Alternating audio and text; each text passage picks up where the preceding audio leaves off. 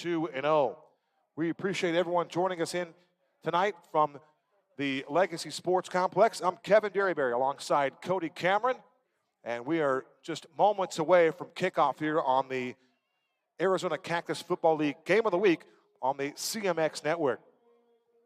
Today's game is brought to you by Cactus Fuel Drink, refueling tomorrow's athlete, keeping the athletes hydrated without all the sugar. We are ready to begin. Cody, it's a pleasure to have you here in the broadcast booth. And tonight, on paper, this is a marquee matchup. Canes and Outlaws. Does it get any better than this? Setting could not be better, Kevin. This is my first time here, and this is an incredible stadium. This is really, really well done. We got a pretty good crowd here, and we got two jam-packed teams out here in East Mesa. But I'm looking forward to this defensive battle, Kevin, because we got two phenomenal defenses out here. Well-coached guys, class act. Coaches from the preparation this week. It's just been one of those weeks where you get involved with this group and you start to pull and feel for these players because they have one common goal. They want to get back to the championship game. And you talk about blood, sweat, and tears. That's something that these guys, they'll leave it all on the field here. It's a great playing surface. It's a fast track, and we are ready to go. The Canes will receive right near the 20-yard line to the 25-30, 35 in space at the 40, makes a move at the 43-yard line. Great special teams tackle on the open by the Outlaws. Coming in there to make the tackle was Rafael Flores. As we get the return man for the Canes, it looked as though it might have been T.J. Downs, as Downs had a nice little return there, and it would only be fitting, Cody, for the opening play to have a penalty marker thrown on it, as we will give it an opportunity to meet our Cactus Football League officiating crew. It's a good one. Referee tonight is Zach Erdman. He's joined by Bryce Rude. Anthony Miller is the umpire. The head linesman is Jordan Kruger.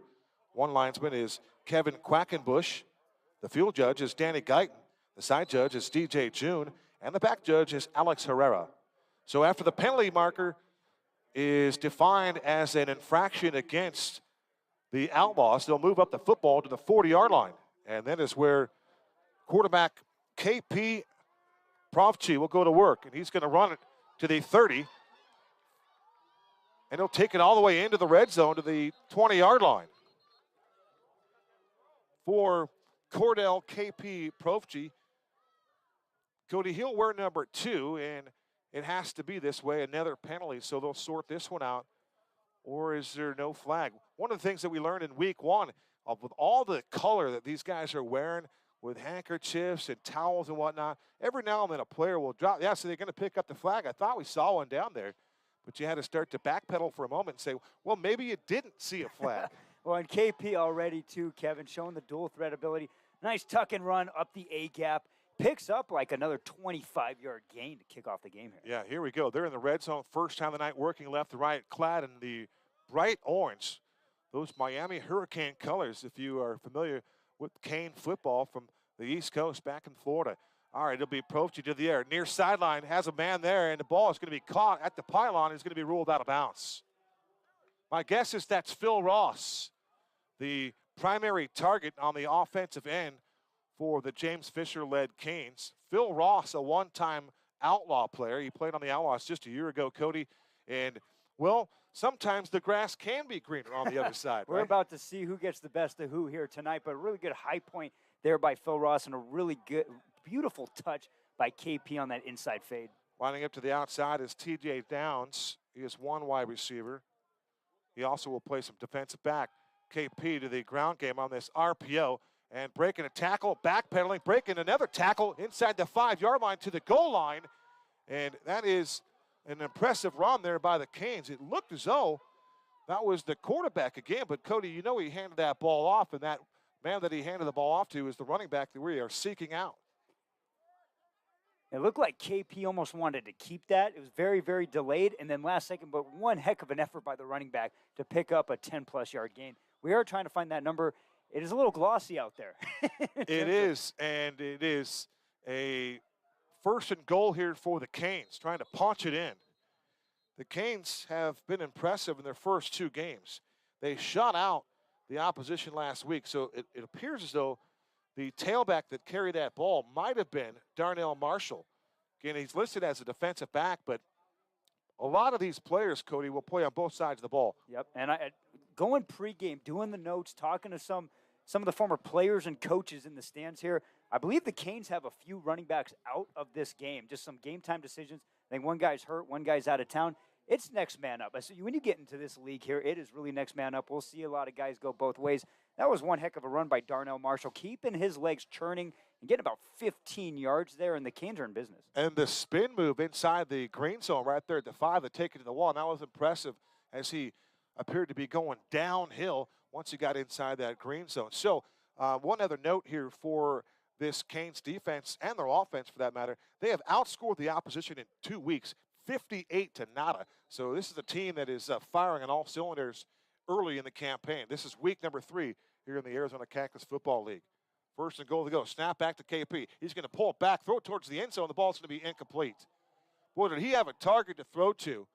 He had a little bit of pressure coming from the backside, Cody, but it was the release, and it was just a highly thrown ball. That's all it was. And that was Carl Manns, the defensive end for the Phoenix Outlaws, getting right in his face, pretty much right when KP released that. He was right in the grill of the quarterback and was able to disrupt the throw. Looks like the intended target in this case was J.R. Kanakini. Kanakini, he too will play on both sides of the football, wearing number 92. That's a typical tight end number, Cody. We're familiar with that. They bunch it up. They fake it again, and it looks like KP kept the football.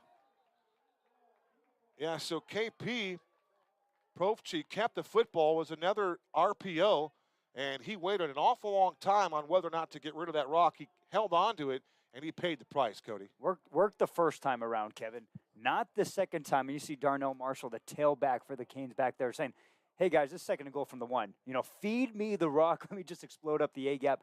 The KP held it just a little bit too long. But I think what they're trying to do is that RPO action, which works. When you have the open field there at the 1, it's a little bit different story. Williams is the tailback. Actually, the tailback, just checking now, is Marquise Bray. He'll also play a little middle linebacker. 4 wide receiver set now for KP. Looks right, throws right, jump ball, and the ball is going to be incomplete. He was looking for the wide receiver, and you got to take a double look at these numbers because of our vantage point here and the way that the light is reflecting on the white lettering of these numbers. So the Canes wearing their bright orange jerseys with white numerals in it. I think it looks like it's green on the outline. Yeah, and right there too, they're trying to go double combo route. They like this. The first play was a slant with the outside receiver and then an inside fade. Inside receiver did not work towards the boundary there, just some miscommunication. KP actually put that ball in a great spot, just a little miscommunication. Great point, CC. If you throw and you continue that route to that back corner pylon, that might be a touchdown. No doubt about it. Field goal opportunity here from the 14. This is a 24-yard attempt. It's a low line drive kick, and it's just above the crossbar, and it is good.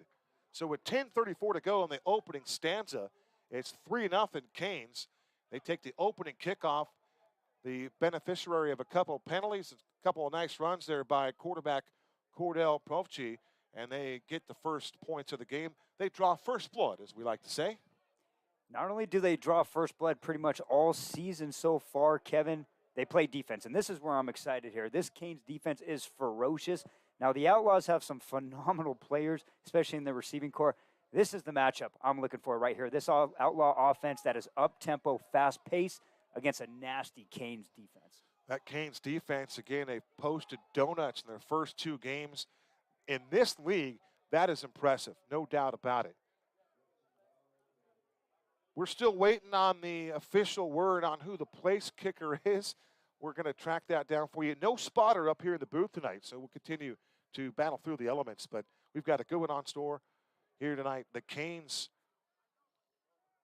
head coach, James Fisher, has been coaching football around the great state 48 for some 23 years. He's been a long-time offensive line coach for Lamar early for the Millennium Tigers. Now a major power in ladies basketball out there. 4-time state champion for the Millennium Tigers. Here we go from the 35-yard line. It's an end-over-end kick to the far side. And there to make the return at the 25 to the 30, 35-40.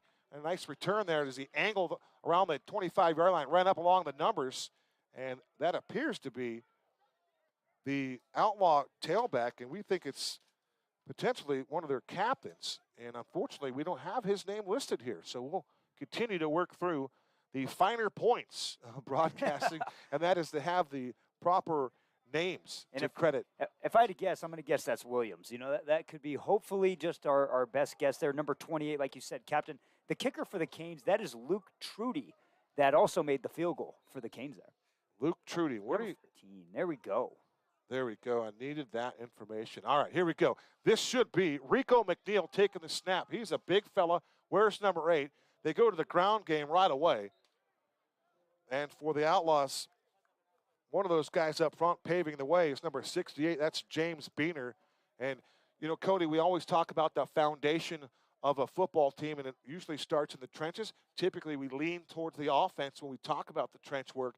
But there is some big-time physical specimen in this league. Absolutely. And when I was talking to some fans and some coaches of other teams in the stands pregame, Kevin, they told me this Outlaw team, who usually likes to get their players balls in space here and go up-tempo, they want to run the ball between the tackles today, and they're going to do that with their big boys up front. And it's a good game plan, too, to keep this Canes offense off the field. Fumble, snap, ball loose. It looks like the Canes are going to recover the football. So Rico McNeil unable to take the snap. They fight for the loose ball. And look at the big fellow. McNeil, I tell you what, he wears number 0, and it's been a while since I've seen a signal caller that big of a man. Yeah, their first 2 weeks, they had like a 3-quarterback system going, Kevin, and they would rotate some quarterbacks in from RPO. There, it looked like McNeil was trying to check one of his receivers, wasn't ready for the snap. That is not good when you're going up against a Canes team who's undefeated and has double donutted both teams to start the season off. Canes are right back into striking business here at the 40. And you mentioned it. They're just nasty. This is an ornery group. We've got a spectacular view here at the top of Bellbank Park here in Mesa, Arizona. We are at the Legacy Sports Complex. This is the Arizona Cactus Football League on the CMX Network. Kevin Derryberry alongside Cody Cameron. KP to the air. Pass near side is in and out of the hands of the intended target. That wide receiver was Phil Ross. Ben Williams is number 28. Is that what we saw? Okay, there you go. Great support from our main rider here in the league. That's Zach Elvira. So Benny Williams to be the primary runner. And we'll see how long that holds up. There's an awful lot of changes as we move from play to play. So working left to right again are the Canes facing a 2nd and 10 from the Outlaw 40-yard line. They look like they're showing blitz here, and they back out of it. 5 down linemen. They go to the ground game here, and this is the fullback. I say fullback, but he's listed as the running back. This is Marquise Bray. Again, a dual threat and a dual action player. He'll play on the defensive side right there in the middle, and he just took this ball and was running right downhill. Nice tackle in the interior. I was going to say that was a pretty good tackle by inside linebacker Jaden Mash. He's showing blitz. He raiders out of it and still makes a pretty good pop there. And, hey, they're in 3rd and 6 here. This would be a huge stop if the Outlaws can hold them here. Big play here. Possession play. 3rd down and 7 from the 37-yard line. Working out of the shotgun formation. KP to the air again. Pump fakes once near side. Has a wide open receiver, and the ball is going to be dropped right in the breadbasket for a touchdown. A 37-yard touchdown. Let's see if this one holds up. There's a penalty marker back where KP threw the football. But right now for the Canes, they believe they've got a touchdown. And we continue to, I want to say 18 that made that reception. It was definitely a double-digit number. I absolutely love this formation. They go trips bunch to the long side here near their sideline, and they're bracketing. So the Outlaws are bracketing this. No one was in the outside third. They go double seam. One guy takes 2 defenders, and the other receiver's wide open on the sideline. Great ball by KP. That Fantastic was beautiful throw. touch, man. No doubt about it. And the route was exceptional as well. You talk about just running a 9 route, just run along the inside of the number, and he was all by himself. In this case, he's running outside, right near the boundary. No one in his vicinity. Snap back, kick up, and the kick is good. 7:21 to go, opening quarter. It's now the Canes 10, the Outlaws 0, and that was indeed, I'm trusting my eyes, Cody, that was indeed number 18 for the Canes. Just don't have him on the roster. We'll work through that. And then we do have it because that's the number change that you mentioned early on. That's why we do that pregame stuff. Very good. So Arlonzo Simpson, it looks like, with the haul-in reception. And once again, they showed that formation, the play before on the inside zone, went back to it, and the Outlaws were confused defensively because two guys took one seam and the other seam right along the hash there. It was wide open, and KP just drops the dime in the bucket. And so far, after about 8 minutes here, Kevin, this is all Canes. It's all Canes. And you gotta wonder, just from a marketing standpoint, we know that raising Canes is a big part of the high school circuit. You got to think that this group has checked in with somebody at Canes. It's just a win-win. It's a fit for the marketing standpoint. I also love all the ads. We got Modelo, Mike's Hard Lemonade Seltzer, Huss Brewing Company. I am digging this. Why not another Raising Canes down there, man? No doubt. The idea is, so there was a penalty on the touchdown, and that will allow the Canes to kick the ball off from the 50-yard line. And once again, Wk3 with a booming kick into the far corner of the end zone, which will allow the Phoenix Outlaws, a team that's coming in with a 1-1 record, to get the football. And after each play, Cody, you'll notice that there's always some sort of a discussion or a delay. There's been, in the early portion of the campaign, these guys didn't have a lot of training camp. They didn't have a lot of practice time. So the timing of the game, they still need to refine that. Well, it looks like the refs are still getting after it too, And so, I would say that's the adjustment period the first couple of weeks.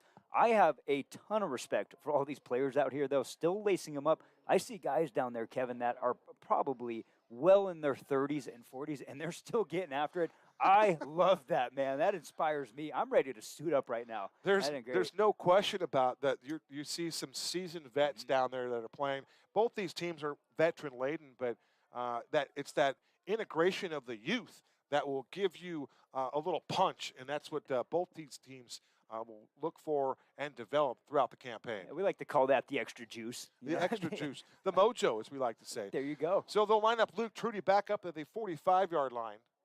And back deep is Ben Williams. See if he gets a crack here from his own end zone. Williams a yard deep. He's going to take it out to the 5, 10, 15 with a crease 20, 25, speed to the edge, 30, breaks the tackle at the 35, the 40, stutter steps at the 42, and they're going to gank tackle him right around the 42-yard line. Great return there by Ben Williams as the Outlaws with a little response to that last touchdown by the Canes. Kevin, one of the best things that has happened to us tonight is that we got Ben Williams' number 28 for the Outlaws, because we're going to call this guy's name a lot. Explosive run, and you could just naturally see the 1-2 cut there. He goes in and out, weaves, but he stays full speed north to south runner. If he's like that way in the backfield, which I believe he is, it is going to be some pretty good sledding up front for the Outlaws. I want to see them get something going here in this second possession. Yeah, it was a lot of fun to watch him run. He just a nice little glide as he finally made a couple of cuts there. All right, they go to the ground game, or at least wanted to attempt the ground game. More miscommunication, as you referred to earlier. But it was Rico McNeil on the turn and the give, and there was nobody home. So Rico had to swallow it up and try to carry it, and he did just that. He carried it for about a yard. He got hit 5 yards behind the line of scrimmage, but I don't have the height and weight here. Rico looks about 6'5", 300 pounds. Rico looks like a big boy, but he is falling forward.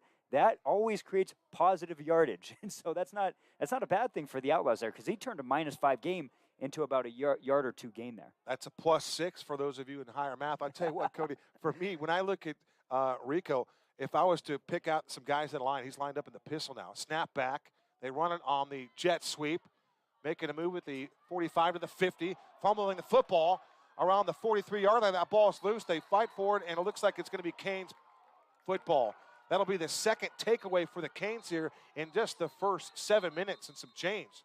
Whistles are blowing everywhere, but on the jet sweep, it appeared as though for the Outlaws, it was Johnny Grant that was able to get to that second level. And then Jake Reed came over there and put a wallop on him, and he separated him in the football. So the Canes are running a rotational cover 3. So what that is, on a motion side, on that strong side, safety comes down in the box, and the Canes fly sweeper, Johnny Grant, did a great job of literally going in and out and making the safety miss. And then he coughed up the football, though, and a tremendous recovery because that ball was on the deck, slipped and slided for a little bit, and Jake Reed with a tremendous, I mean, right before, because if that goes out of bounds, the Outlaws regain possession there, and he's able to nab it right at the hash, and that's back-to-back turnovers there for the Canes defense. So Jake Reed makes the pop and recovers the fumble. That was a phenomenal defensive play, as Cody pointed out at the outset of the broadcast, that this Canes defense is an ornery, angry, nasty group, and they literally fly to the football, and they're in there stripping the football as well. So Canes get the extra possession here. Third time they've got the football in the opening quarter, 5:40 to go. Ball's spotted at the 40-yard line of the Canes, working left to right. 5 down linemen this time. This is a direct handoff. This is the Canes running the football. This time, I'm saying that's T.J. Downs. Are we in agreement? Yep, I agree. That is T.J. No, that's number 9. That is Darnell Marshall. Yep. So Darnell Marshall gets the carry, and he ran a sweep. He got a yard, if that, and nice defense there as this Outlaw defense was able to kind of string them out a little bit, get to the edge, and force the inside action, and then get the tackle. Yep, so once again, back-to-back plays here. They are going trips to the long side, to the field side, we like to say. It's going to be interesting to see where that safety plays for the Outlaws. He's not strengthened over to the trip side. He's on the closer hash here. They do have one corner that's shadows the wide receiver. They fake a wide receiver screen. They run it back the other way, and making the reception behind the line of scrimmage, that time was Phil Ross. So Phil Ross made the catch. He tried to make a move, but then here comes the big fella rumbling down the field. That's Gabe Flores, the nose tackle. You talk about covering some real estate for a big number 94. He got to the edge in a hurry, Cody. We like the statement sideline to sideline football player. And when your nose tackle, the 0 or 1 tech, is that type of football player, that means you're doing something right on defense. Tremendous inside-out leverage and making the tackle right by the sideline for the Outlaws. And once again, a huge third down opportunity. They have to get off the field here. Sure-handed tackle by Flores to wrap up the speedy Phil Ross. So he'll line up to the near side. Snap back. Empty set here for KP. Fires over the middle of the ball. He's nearly picked off. KP threw into coverage that time. Breaking it up for the Outlaws was their defensive back. And I'm telling you, that's 2-9, but no number there. Yeah, unfortunately, we do not have – there's a couple numbers we don't have, but there we got a 2-deep safety look. Inside-out player there. He's got inside leverage, and he makes the PBU. And what they have not been able to do, they just did. They stopped them on third down. And, that good things happen there. And if anybody gets upset, Kevin, we do not have a couple numbers. And also, some of the numbers on the jerseys, 5s looks like 7s, 5s looks like 8, 9. So, we'll be working. I'm glad you pointed that out. That's the tough part for my job here. But it'll present a fourth down situation. It'll be a punting situation here for the Canes. They're going to have to give it up the rock for the first time of the night. And back deep is our guy Williams. He'll take it from the 15, looks up to the 20. Tries to make a man miss, breaks a tackle at the 25-yard line and lunges for a couple more yards. Tell you what, there's a lot of fight in Ben Williams on that return game. And you kind of get the feeling that he is one of those players, if you give him enough opportunity in this game, he's going to break one of those and perhaps go the distance. And that was Canes defensive lineman Jose Leon that popped him first play, and Williams just bounced off like a bowling ball. I want to see the Outlaws get him going in the backfield, and that just hasn't happened because of the 2 fumbles in about 4 plays for them, but here's a striking opportunity for him. I'm curious to think and ask you what you think about Cordell Povchi, but we'll wait on that till the next series. But I'll tell you what, I've been impressed with his arm strength here in the early going. We have yet to see Rico McNeil throw the football. He'll line up in the back. He does indeed look like a nose guard taking snaps back there. He throws the ball, deep ball this way. He's got a receiver, and the ball is caught, but it's out of bounds. So for the Outlaws, the intended target was number 33, and of course, we don't have his number either. But I tell you what, you talk about just purely spinning the rock. Rico McNeil just threw an absolute bomb, and what a tight spiral. You talk about dropping it in the breadbasket. That was a nifty throw. Yeah, it was a great play, and I mean, we don't have instant replay. His footwork looked in. Like, to me, it looked like the receiver's footwork were in. But also, how about the defensive back? Have you ever seen a number 93 at defensive back? I have never seen it. That's Christian Gaitan in coverage there. That's usually meant for a D tackle in the 3 or 5 tech, but he's out there at outside island corner. That is classic. There goes Jacob Reed in motion. They give it up to the far side, and running along the numbers is the Outlaw ball carrier. That's Ben Williams. Penalty marker comes in from the secondary, so we'll see what ends up out of that. But it'll take this team led by Rico McNeil, maybe a series or so to kind of find their rhythm. And the Canes can certainly provide some disruption to that rhythm. Oh, 100%. And, I mean, this is what's killing the Outlaws, too. Like, we've already mentioned the 2 turnovers this corner, but also penalties. So there you would have absolutely been in a second and manageable, and now you're at about a 2nd and 14, it looks like. Puts them back in a tough spot. You want to be 3rd and manageable. You want to be 3rd in a short distance if you can, right, Cody? But now you really get to pin your ears back a little bit if you're the defense over the Canes, and you can start hunting for the quarterback here on this 2nd and long situation. Yeah, and they've been raiding a lot of blitzes inside. And with that rotational cover 3, they are stacking the box internally here. So see what happens here with 2 wideouts on each side. Carlos Gonzalez breaks the huddle to the near side. He lines up on the 20-yard line. He's got about an 8-yard cushion. Single safety look here for the Canes. Looks like they're showing blitz. Here they come. And it'll be a screen. They dump it off to the far side, turning it upfield, 35, 40, down the sideline, 45, 50, still on his horse at the 40, and he's going to be tracked down around the 35-yard line. That looked like it was Mike Hill, the running back, on that screen play. Now, that was a brilliant execution. The linemen did their job, and then they got the football to Mike Hill, and he did the rest with some great downfield blocking. Well, that is a tremendous block by number 10 for the Outlaws, Mahel Lee. Tremendous stock block, flattening, big pancake on the corner there. And Outlaws, they took the interior blitz that the Canes were bringing, and they executed. They went right to the teeth of the rush, right? Gain of 45 yards unofficially for Mike Hill. Longest pass play of the evening here among both teams. Snap back, they run it to Williams as Williams gets to the edge, and he gets leveled around the 32-yard line. He took a shot there as a trio of tacklers for the Canes over there to make the hit. And the leader of that group, double force, Dominic Brooks, put a wallop on the tailback, Ben Williams. Yeah, Dominic Brooks followed him alongside the outside, scraping and making a great play. And then having his defensive tackle / corner, number 93, Christian Gaitan, also wiping it up there. And, yeah, great combo tackle there for the Canes defense. Talk about comedy. Christian Gaitan, that is fantastic, wearing number 93 in the secondary for the Phoenix Outlaws. Quarter number 1 in the books here at Bellbank Park. You are watching the Arizona Cactus Football League on the CMX Network.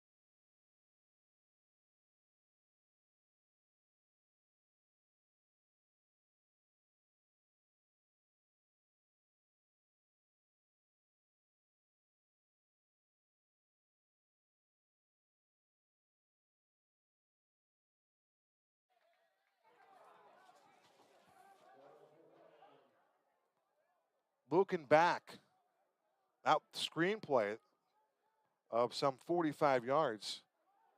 We believe that was number 6, but we didn't have him, so I inadvertently called him Mike Hill, the other 6, as we like to say. As I mentioned to Cody before the broadcast, the next time I see either one of these two teams would be the first time. So there you go. every now and then you just have to kind of trudge through it a little bit here. 14-14 to go till halftime. It's 10-0 Canes. They have been aided by 2 turnovers, and in their case, 2 takeaways. So we go back to Rico McNeil working left to right now. Play fake for McNeil. He fires over the middle field. It's just too tall.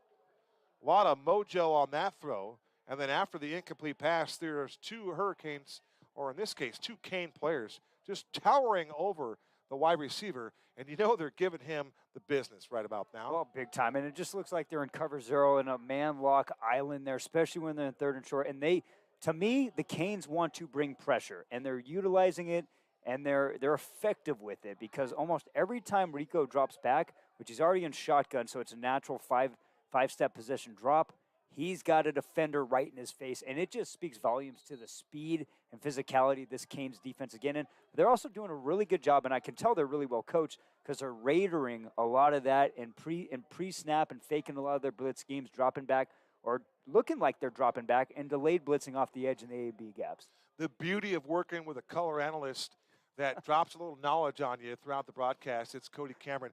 Give us the term and break it down for us. I got a good feeling of radering, but tell our audience what you're referring to. You've mentioned that a couple, 3 times here. Yeah, so naturally, being a former defensive back and free safety, you're pretty much never showing your hand. You know, if you want to look at like poker and Jack, you're never showing your hand. So a lot of stuff, when it looks like it's a cover 3, or when I talk about like rotational cover 3, pre-snap, it might look like a 2 deep, and then as the strong side motion comes, a guy will come down into the box. You're faking a blitz, you're faking man press, and you're actually working a cover 3 zone. So just that. It's literally you're never disguising pre-snap. And the Canes have done it multiple times. Almost every single snap, they are radering what they're in terms of coverage or in terms of a blitz package. And it's a beautiful thing to see as a defensive guy. Yes, it is. Love it right there. Good stuff from CC. All right. It'll be 4th down and 4 from the 29-yard line. Snap back to Rico. Play fake. From the pocket, steps up the pocket, delivers a strike over the middle field. The ball's going to be caught for a touchdown. Hauling that one in from 37 yards away. Looks like it's the Outlaws, Carlos Gonzalez. At the very least, it was Cody Johnson. What a absolute dart by Rico. McNeil, and so once again, they go play action pass here. He gets the protection he needs, especially backside. And when you're in a cover 0 lock there, you do not have help with the free safety. Free safety came down and picked up one of the inside slots. One-on-one inside skinny post, and McNeil with an absolute dart right through the chest of his receiver. And that is this touchdown answering drive the Outlaws absolutely needed, Kevin. That was a big-time throw.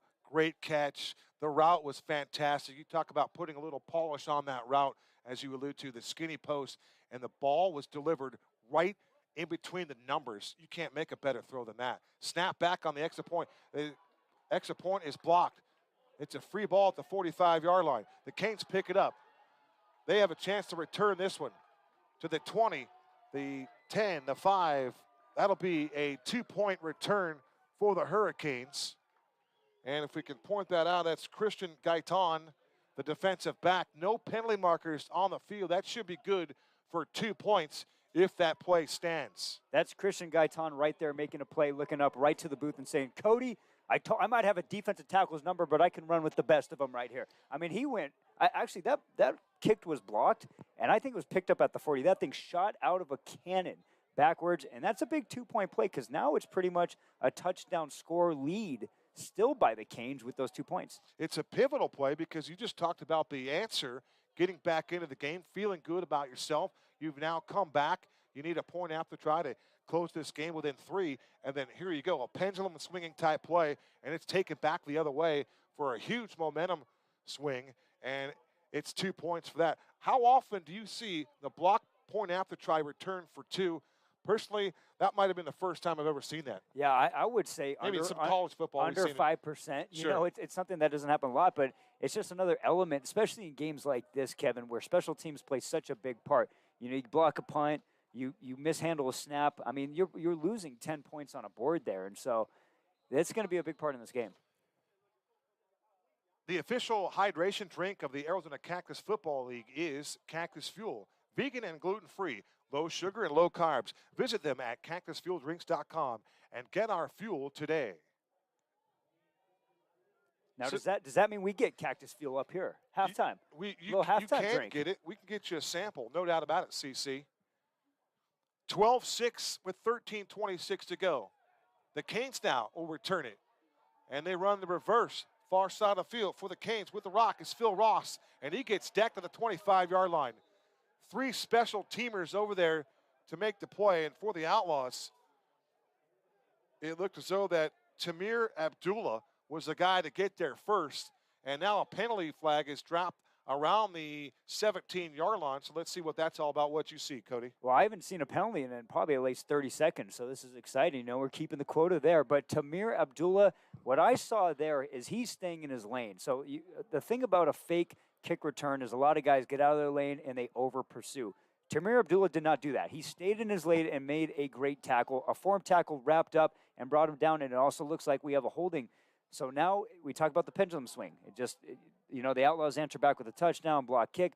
Well, the Canes have had field possession, Kevin. It seems like always in the Outlaws territory or pretty much near field. Here now, the Canes are getting the ball inside their own 10. This is big for the Outlaws. If they can go 3 and out here, it'd be huge.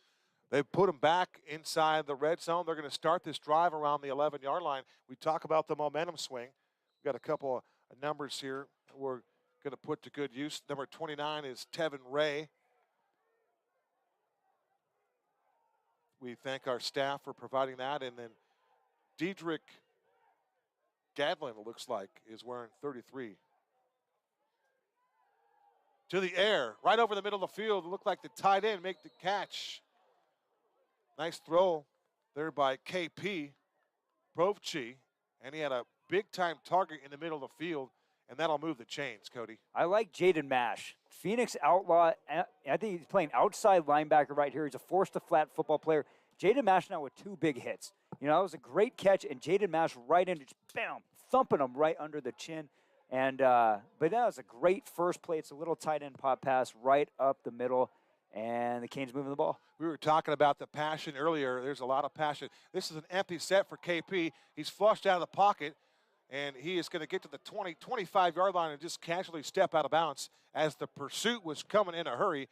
But a broken play for the Canes.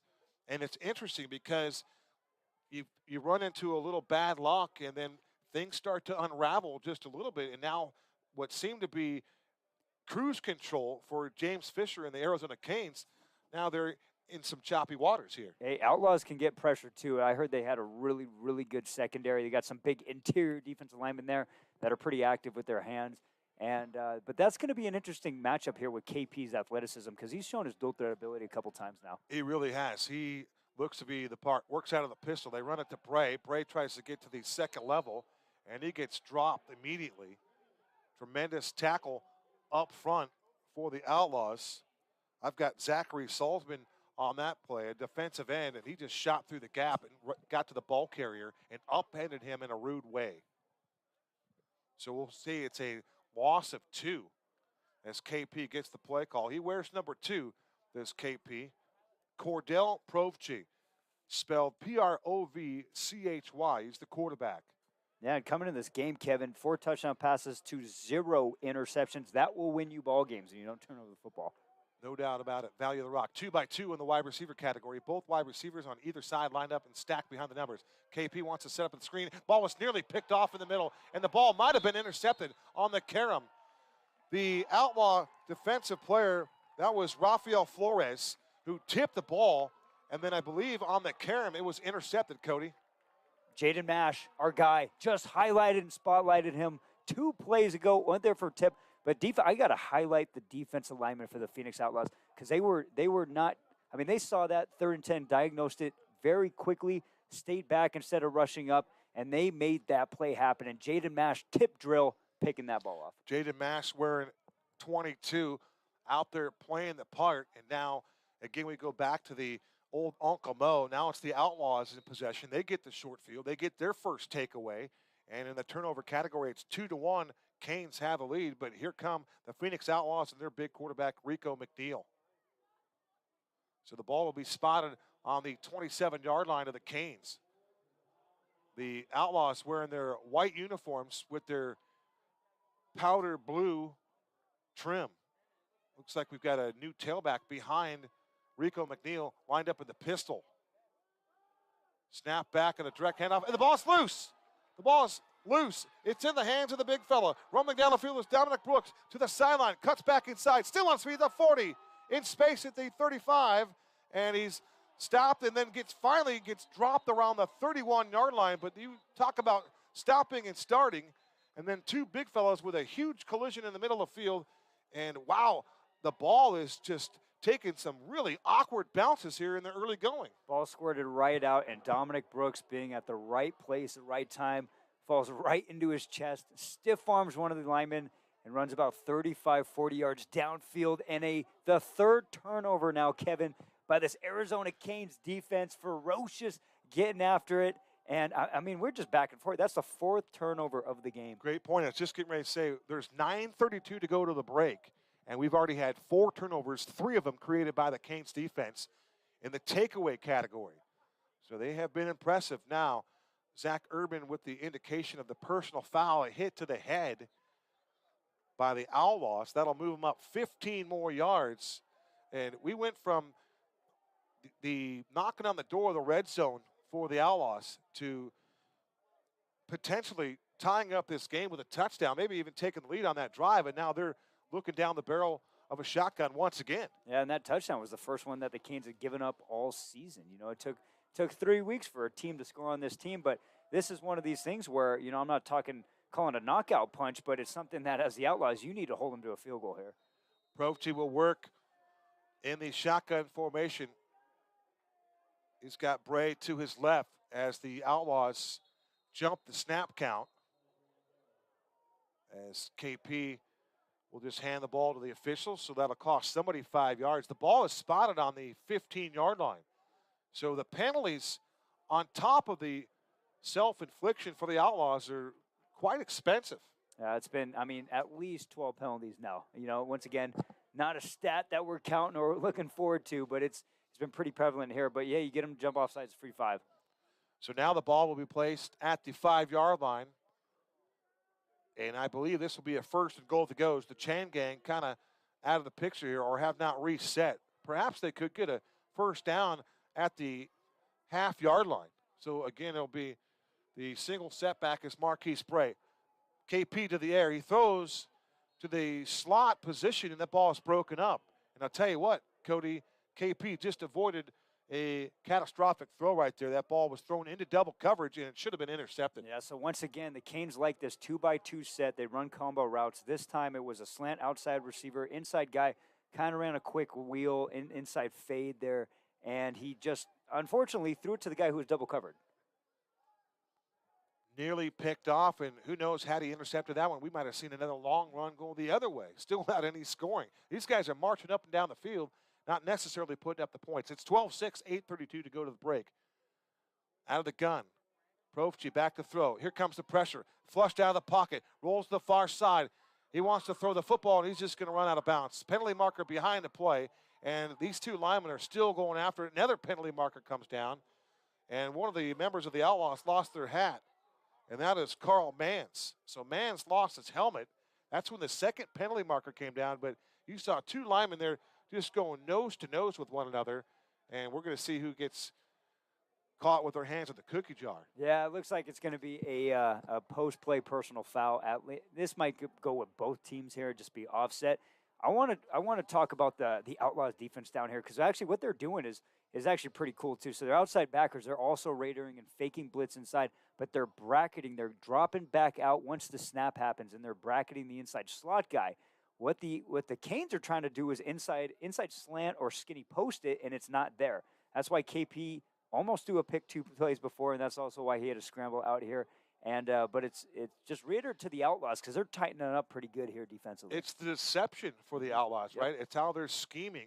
They're giving KP one look, and as he takes a snap and starts to develop the play, that look has changed. Yeah, they're taking all the inside away. And so that's going to open up, obviously, outside fade or a comeback route or something like that. But let's see what happens here with the penalties. It looks like they're getting pushed back pretty good. And quite frankly, Cody, it looks like KP can make any of the throws. So I'm sure once they adjust on their end of things, they start to work outside a little bit or turn those routes into sluggos and turn them up the field. Yeah, but now it looks like you're going to have a second and a million after 2 post-play personal foul penalties here on the Canes. You don't see an awful lot of 30-yard penalties, but we have here, so they'll move the ball back to the 40.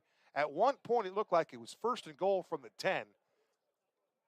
So if I had to guess, without the chain gang resetting, Cody, this is going to be, well, perhaps first and goal from the 40. Yeah, I don't know what the over-under on penalties for this game coming in here was. It's but 17. I was going to say, if you're a betting man, you should have smashed the over on this. I mentioned the view earlier. Right around us are some fabulous soccer fields. The lights have all taken effect here at Bellbank Park. We're at the Legacy Sports Complex in Mesa. I'm Kevin Derryberry. He's Cody Cameron. This is the Arizona Cactus Football League on the CMX Network. Shotgun formation for KP. He throws far side of the field. The numbers, the ball's incomplete. That's a great route combo. Trips bunch tight there, tight to the formation. You got pretty much a post corner right there. And KP did throw the ball where you need it to be. It's outside and low, away from the safety. Right receiver just couldn't get that, but I love that combination tree there. It looked like the intended target once again is Phil Ross, the former Outlaw. You know, it's interesting. You see teams and players changing teams, even in an 8-man league. It's just part of the process. Yep. You have to find your comfort zone, find your spot. Breaking the huddle, working the outside here for the Canes is Alonzo Simpson. He's to the outside, and they press him on the coverage. Snap back for Provci. Looks left, flush this way, wants to potentially run, throws it on the run. Deep ball, corner of the end zone, and the ball is incomplete.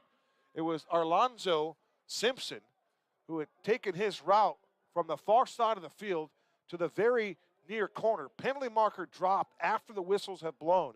It's a clear incomplete pass, and a penalty marker and a hat was dropped in the corner of the end zone. So again, Cody, expect double fouls upcoming here. And this could be huge. If this is in the secondary for the Outlaws, if this is a pass interference penalty inside the end zone, this would be catastrophic.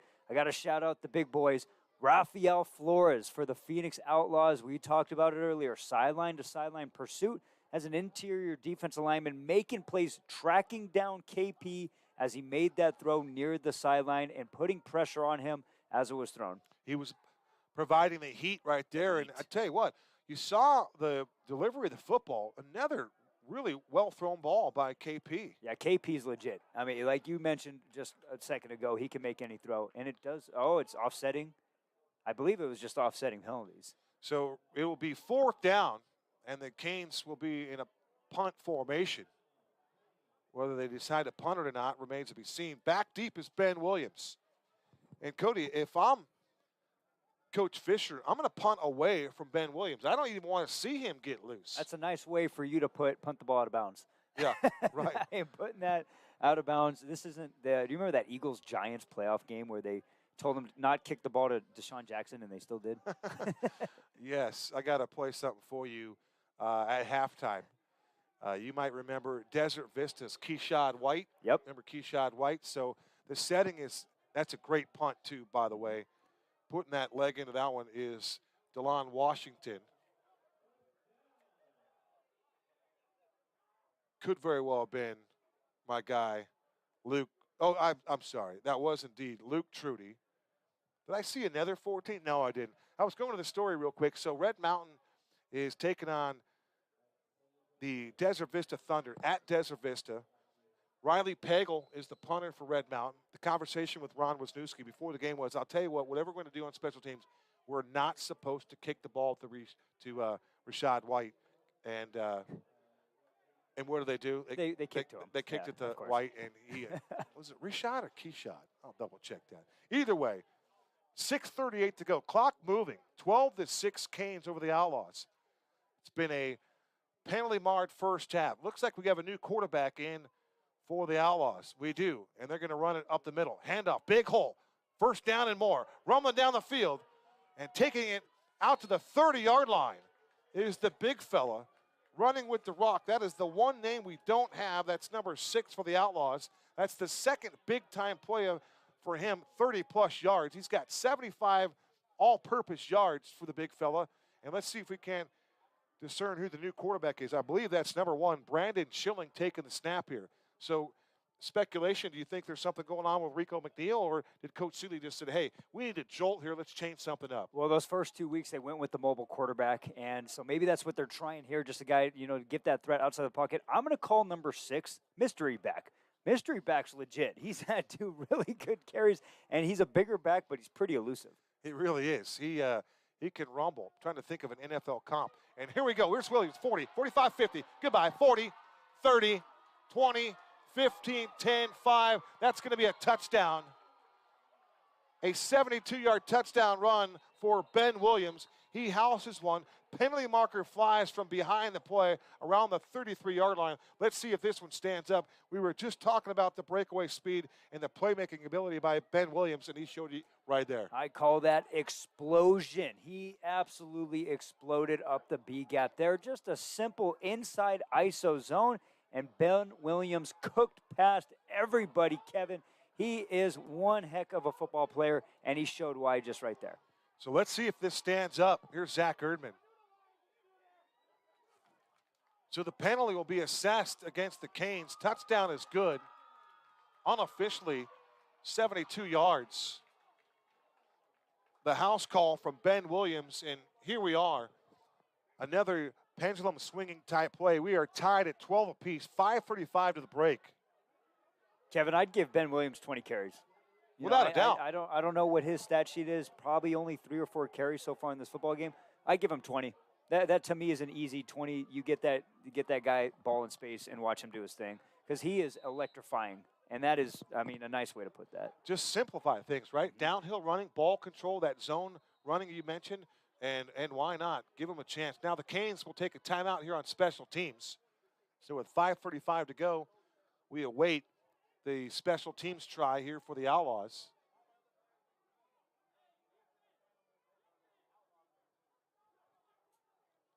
We're waiting for the Outlaw kicker. Looks like Jamel Ward. No, is that the holder? Jamel Ward's wearing 86. He's the holder. So Jamel Ward's the holder. And the place kicker will go to work here as the ball will be spotted on what looks to be 11, 12-yard line there. This is the point after try. The Canes still have, they just entered 3 or 4 players off the sideline right there. They are kind of all over the place here after that touchdown. They've got 11 on the field. So it's a point after try here as the Outlaws could take their first lead of the game. Snap back, the hold is there, the kick is on its way, and the kick is wide left, no good. Tough break there. So the Canes hadn't allowed a point in the first 2 weeks, and they have allowed 12 here in the first half, Cody. So the bend but not break mindset is over, and now they're breaking just a little bit here. But you have to credit the offense and the ability for the Outlaws to just bounce back. Defensively, they made some stops. They created a turnover. They had good field position. Now, field position in that first quarter was so one-sided. Now it's kind of switched. But also, if you're the Outlaws, yes, you have scored twice in this first half. That is a victory in itself, but you've left 2 points on the board with the extra points. You always look back at what kills you in a game. Mm-hmm. And I had the 2-point swing with the block kick, and then there go missing wide right. So we'll see how that plays an effect towards the rest of this game here, Kevin.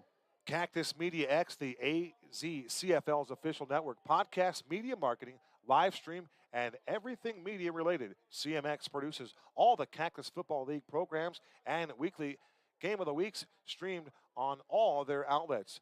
Find them on YouTube, Facebook, and Instagram, Cactus Media X. So we're tied at 12 apiece, an entertaining first half. We mentioned just a few infractions. Well, let's see here, 4 turnovers already. So that number continues to change. But now the Outlaws, after a 73-yard touchdown run from Ben Williams, he is looking pretty good. They'll kick it from the 50-yard line as the Canes look to play this deep, about 8 yards in the end zone. And that ball is booted for the Outlaws. Their kicker is Rafael Flores. Ball taken near side. And it appears it's Ross as he angles toward the 20-yard line, and he'll run out of bounds. But there is the ever-popular Phil Ross making plays right there. You can see the athletes on the field, and you can see who has a little more game than the next guy. But football, a consummate team game, 22 against, or 11 against 11, and you have 22 players on the football field. Somebody is going to break free at some point. We just saw it there in Benny Williams. Yeah, Benny Williams, too. I mean, that speed's legit. You know, I mean, I could kind of tell on those first couple of kick returns and punt returns, and you just saw it naturally transition to the running back position. And I can't wait to watch him for the next 2.5 quarters. And the agility, too, right? The start, stop, he was so smooth running the football, and he got behind that right side of the offensive line. We did not mention those guys, but the right side of that offensive line paved the way. Outstanding blocks up front. Another penalty here as the rhythm of this game. If you're looking for a little rhythm, you have come to the wrong channel tonight. But how about football around the globe, right? Take a look at the National Football League. How about Russell Wilson traded this past week to the Denver Broncos? And in terms of resources given up, boy, the Broncos paid a hefty price tag to get Russell Williams. Big time, and it's going to be interesting to see what Seattle does now, because they do have draft capital. Deshaun Watson just got cleared of criminal charges yesterday. You know, he's going to be on the trade block, so it's going to be absolutely wild here in NFL free agency. Boy, at one point, Deshaun Watson had 22 potential cases against him. Now he has 0. KP dumps it off in the flat to the tailback, and that's going to be an incomplete pass. The intended target in this case was Darnell Marshall. Marshall had a chance at it, but now we've got a player down, and this looks like a challenging injury. The lineman for the Canes is down face first, and he is not moving at all. He appears to be holding his lower extremity. And Cody, we mentioned earlier in the game about all walks of life, right? All facets of people that will play in this league, and still no movement from the lineman. He is just writhing in some discomfort as they await for some first aid here around the 10-yard line. Gives us a chance to take a break. You're watching the Arizona Cactus Football League Game of the Week between the Outlaws and the Canes. We'll be right back.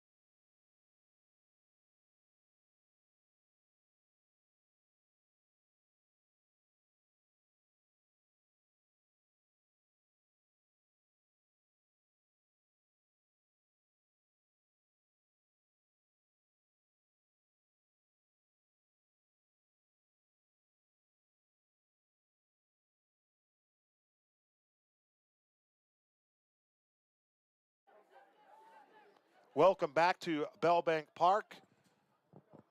We're ready to play football and run it to the left side.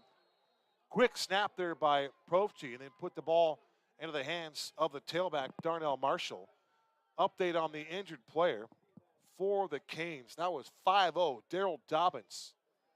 And it took a moment to figure out that that was Daryl Dobbins. So Dobbins is being administered some first aid on the sidelines. They'll look him over. 3:44 to go to the intermission. The Canes tied up here, 12 apiece in the second quarter. They face a 3rd down and 5 for Cordell Profchi. 2 wide receivers to the wide side, 2 to the near side. Snap back. Profchi winds up, deep ball, far sideline, and there is nobody home. So somebody cut off the route. It looked like Phil Ross stopped his route around the 30. He went to the sticks and shut it down. And the ball went past the sticks by about 15 yards. Well, outside corner there for the Outlaws. Dwayne Hicks absolutely pressed his receiver into no man's land, into out of bounds. Receiver can't catch the ball. You know, he can't be the first one to touch it there. So great job by Hicks. I also want to spotlight Johnny Grant, the Mike backer, inside backer for the Phoenix Outlaws. He made a great tackle, the second to last play here. You see these Outlaw defensive guys really starting to get in rhythm here, and they are getting after the Canes right now. They're starting to believe. One point on the Hicks defensive play, it's just a cerebral approach when you understand the boundary and how you can make the boundary work for you. Now the snap is going to be fumbled, and the Outlaws are going to end up with the football on the 2-yard line. So a special teams blunder here by the Arizona Canes is going to open the door for the Phoenix Outlaws to have a 1st and goal to go from the 2-yard line at the 2:42 mark of quarter number 2. Can't have much better field position than that. I already spotlighted it, Kevin. Special teams. What is that going to play a role in here? And now when you have a running back like Ben Williams and you get the ball at the 2-yard line, we said it, don't make it cute. Give Ben Williams an ISO dive right up to A-gap. If he wants to make a 1-2 cut, let him be. But to me, this play has to go to Ben Williams or mystery back number 6, who's also the big fella. They're rumbling. Both those guys are toting it. They're running and having success. So that offensive line doing a nice job. And they break the huddle. Winding up to the outside here is, oh, there's another guy we have, number 19. They don't have his number. They run it up the middle, and it'll be stopped at the 2-yard line, so no gain. Running the football this time was Kai Harris. So Kai Harris a little bit banged up, but he's playing here in the second quarter, and we get a timeout taken on the field.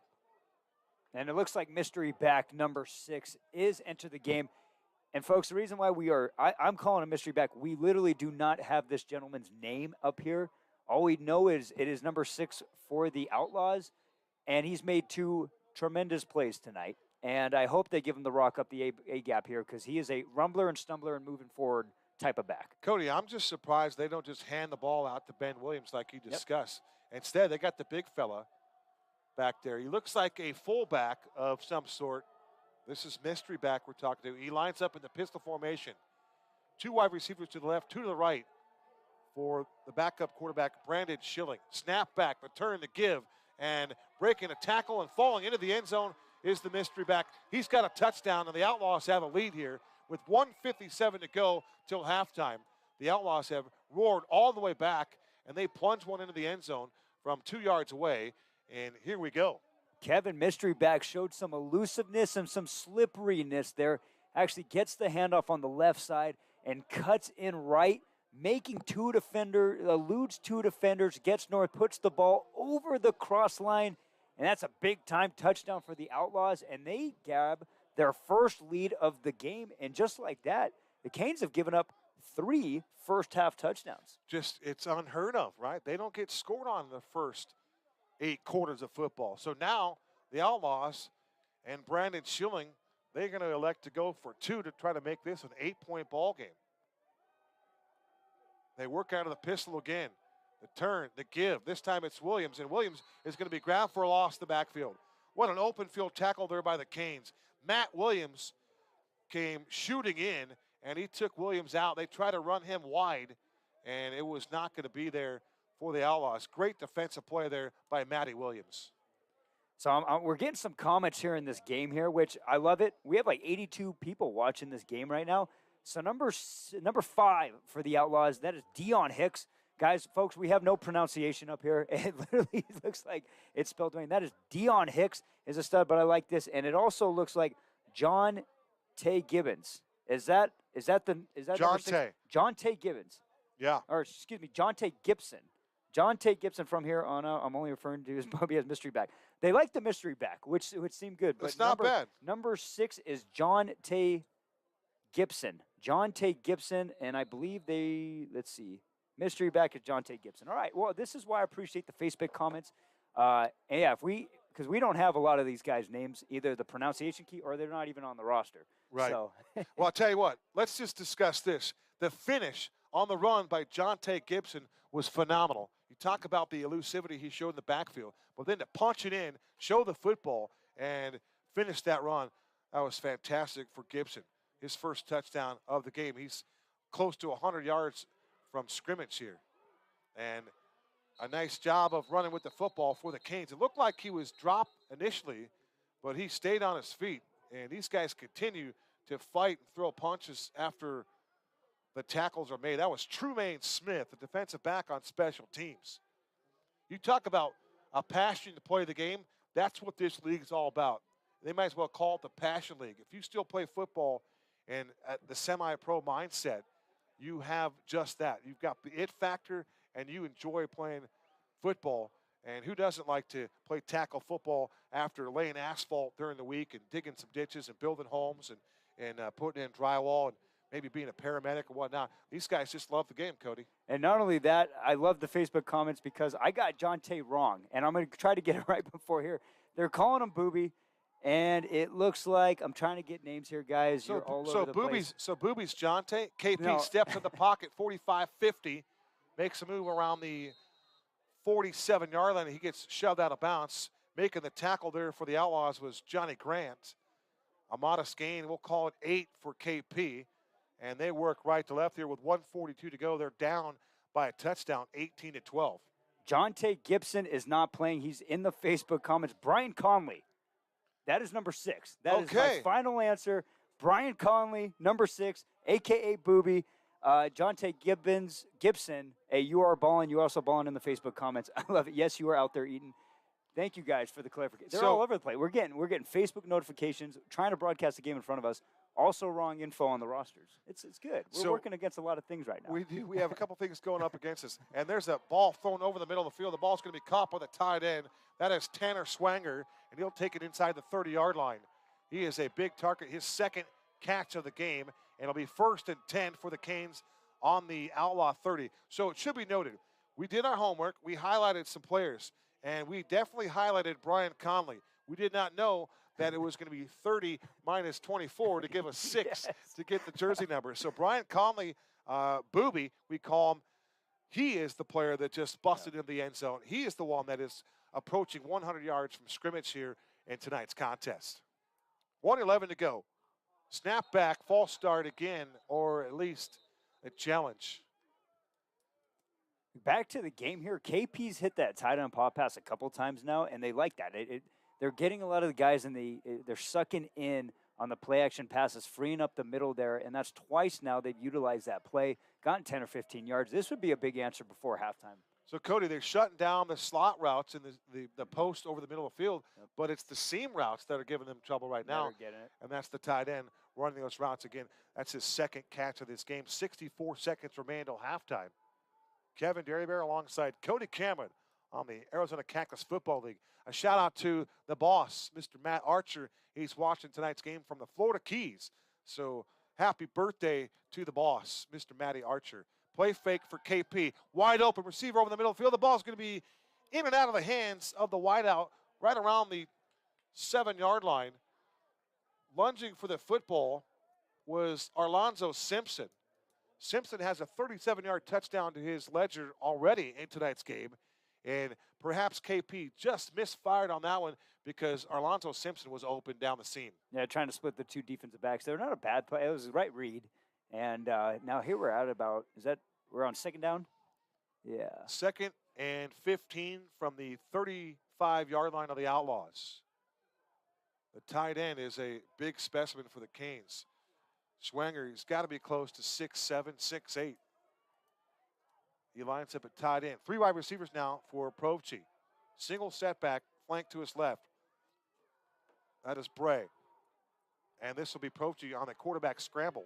And it'll take it to the 30. And Provci, lower on the shoulder there, he delivers a thump. So it's Provci, KP. He finishes the run and comes out of that flexing his muscles. And you got to like that. That's your quarterback out there leading the charge there, putting a little thump on the defensive player. And KP has shown his dual threat ability. There he shows his pop and his power, man, finishing the run and flattening the defensive back. And now we're on a 3rd and manageable. Those are the kind of plays that absolutely, they question your will, right? They question it's the heart. The heart, yeah. But as a defensive player, you're thinking to yourself, how could that happen? Yeah, entering that carry, too, he had 34 yards of rushing right before that, so he's well over 40 now. Phil Ross lines up to the far side along the numbers. Snap back to Pochi, and we get more whistles. 36 seconds to go to the intermission. It's 18-12. It's been a topsy-turvy first half between penalties and turnovers.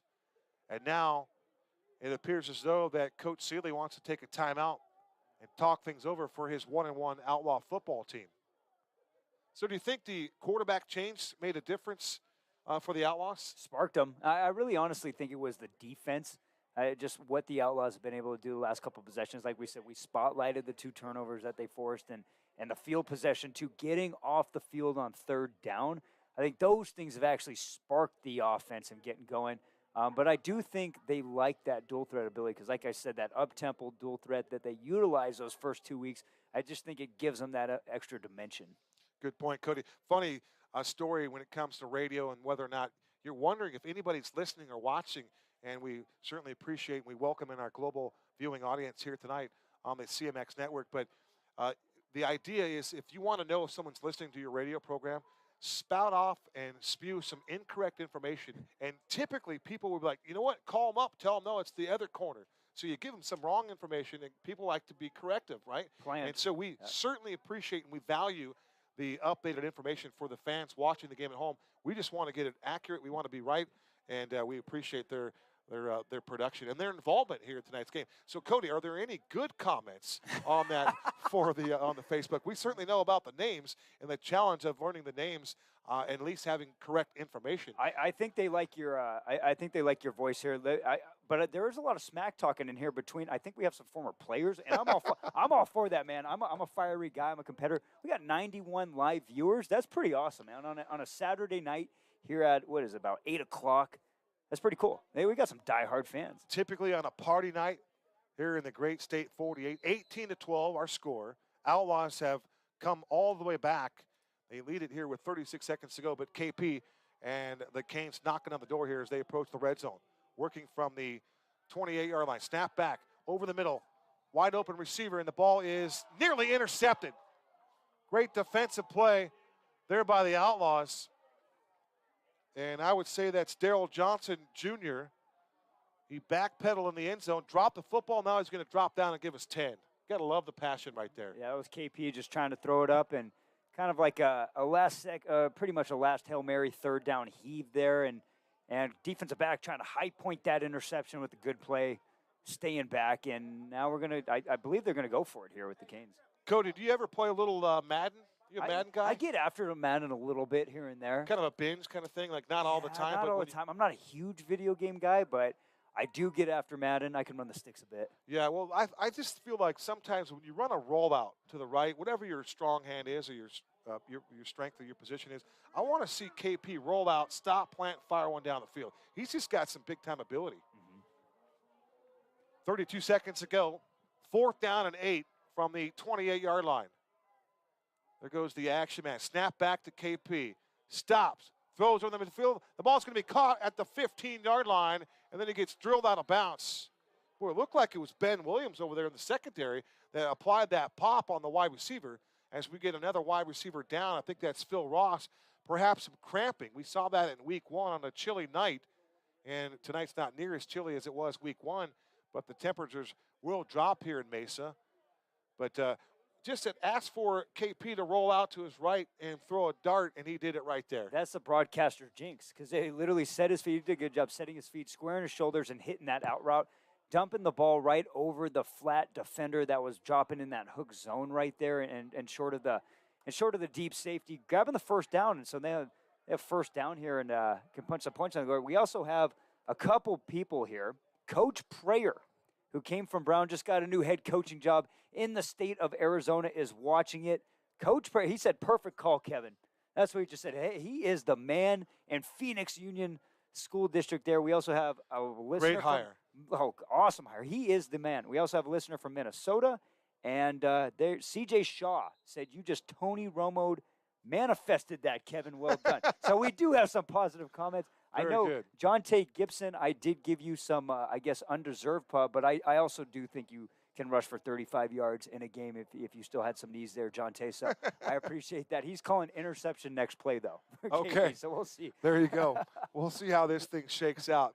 Certainly appreciate the nice thoughts right there. So I believe it was Arlon Simpson hauling that last pass play in. Good for 22 yards in a stick-moving play on 4th down. That was a 4th down possession play. Snap back to KP. Looking left. Here comes the pressure. He throws to the far side of the field. The ball's incomplete. There was nobody home. Once again, the receiver broke off his route. And that receiver is wearing an orange undershirt.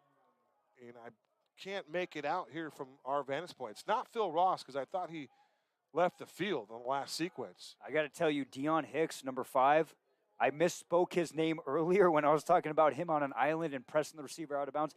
He's a freaking stud. I mean, this is a guy, boundary guy. Yeah. Once again, he is in a cover 0 lock, and he is just man-pressing that receiver, and he is getting no movement off the line. And Deion Hicks, he is locked in right now, man. He's balling. Does he line up against Phil Ross right here? So those guys know each other. They practice against each other, and they're going to go toe-to-toe. Shotgun formation for KP. Here comes the pressure. Escapes the pressure initially. He wants to run the football. He tucks it and runs to the 10. Spins back inside. Ball might have come out late. They'll continue to keep the clock rolling. 7 seconds to go till halftime. I don't think they have a timeout, Kevin. This is going to run the half out. It is. So that will be the final play of our first half. So 2 quarters in the books. And right there, you don't want to bash, but some ill-advised clock management right there by the Canes. That cost them arguably at least 3 points. Yeah, early season mistake right there, Kevin. You got to know the situation. You got to throw the ball out of bounds. You just cannot get tackled inbounds or run out of bounds there. And costly because they could at least grab 3 points there. They're completely in field goal range. I like the elusiveness by KP, but just throw it away. No doubt about it. Look for that next play. Cactus Fuel, refueling tomorrow's athlete. Official hydration drink for the Arizona Cactus Football League. Vegan and gluten-free. Low sugar and low carbs. Visit them at cactusfueldrinks.com and get our fuel today. It's halftime here at Bellbank Park here at the Legacy Sports Complex. It's taken a moment or two for the teams to go to their respective locker rooms. You wonder what the delay is here, but it looks as though that the Outlaws will just take a knee in the south end zone and have their halftime there as the Canes will head back to the dressing room. With that being said, we'll take a break. It's 18-12. Stay with us for all of our halftime festivities coming up next.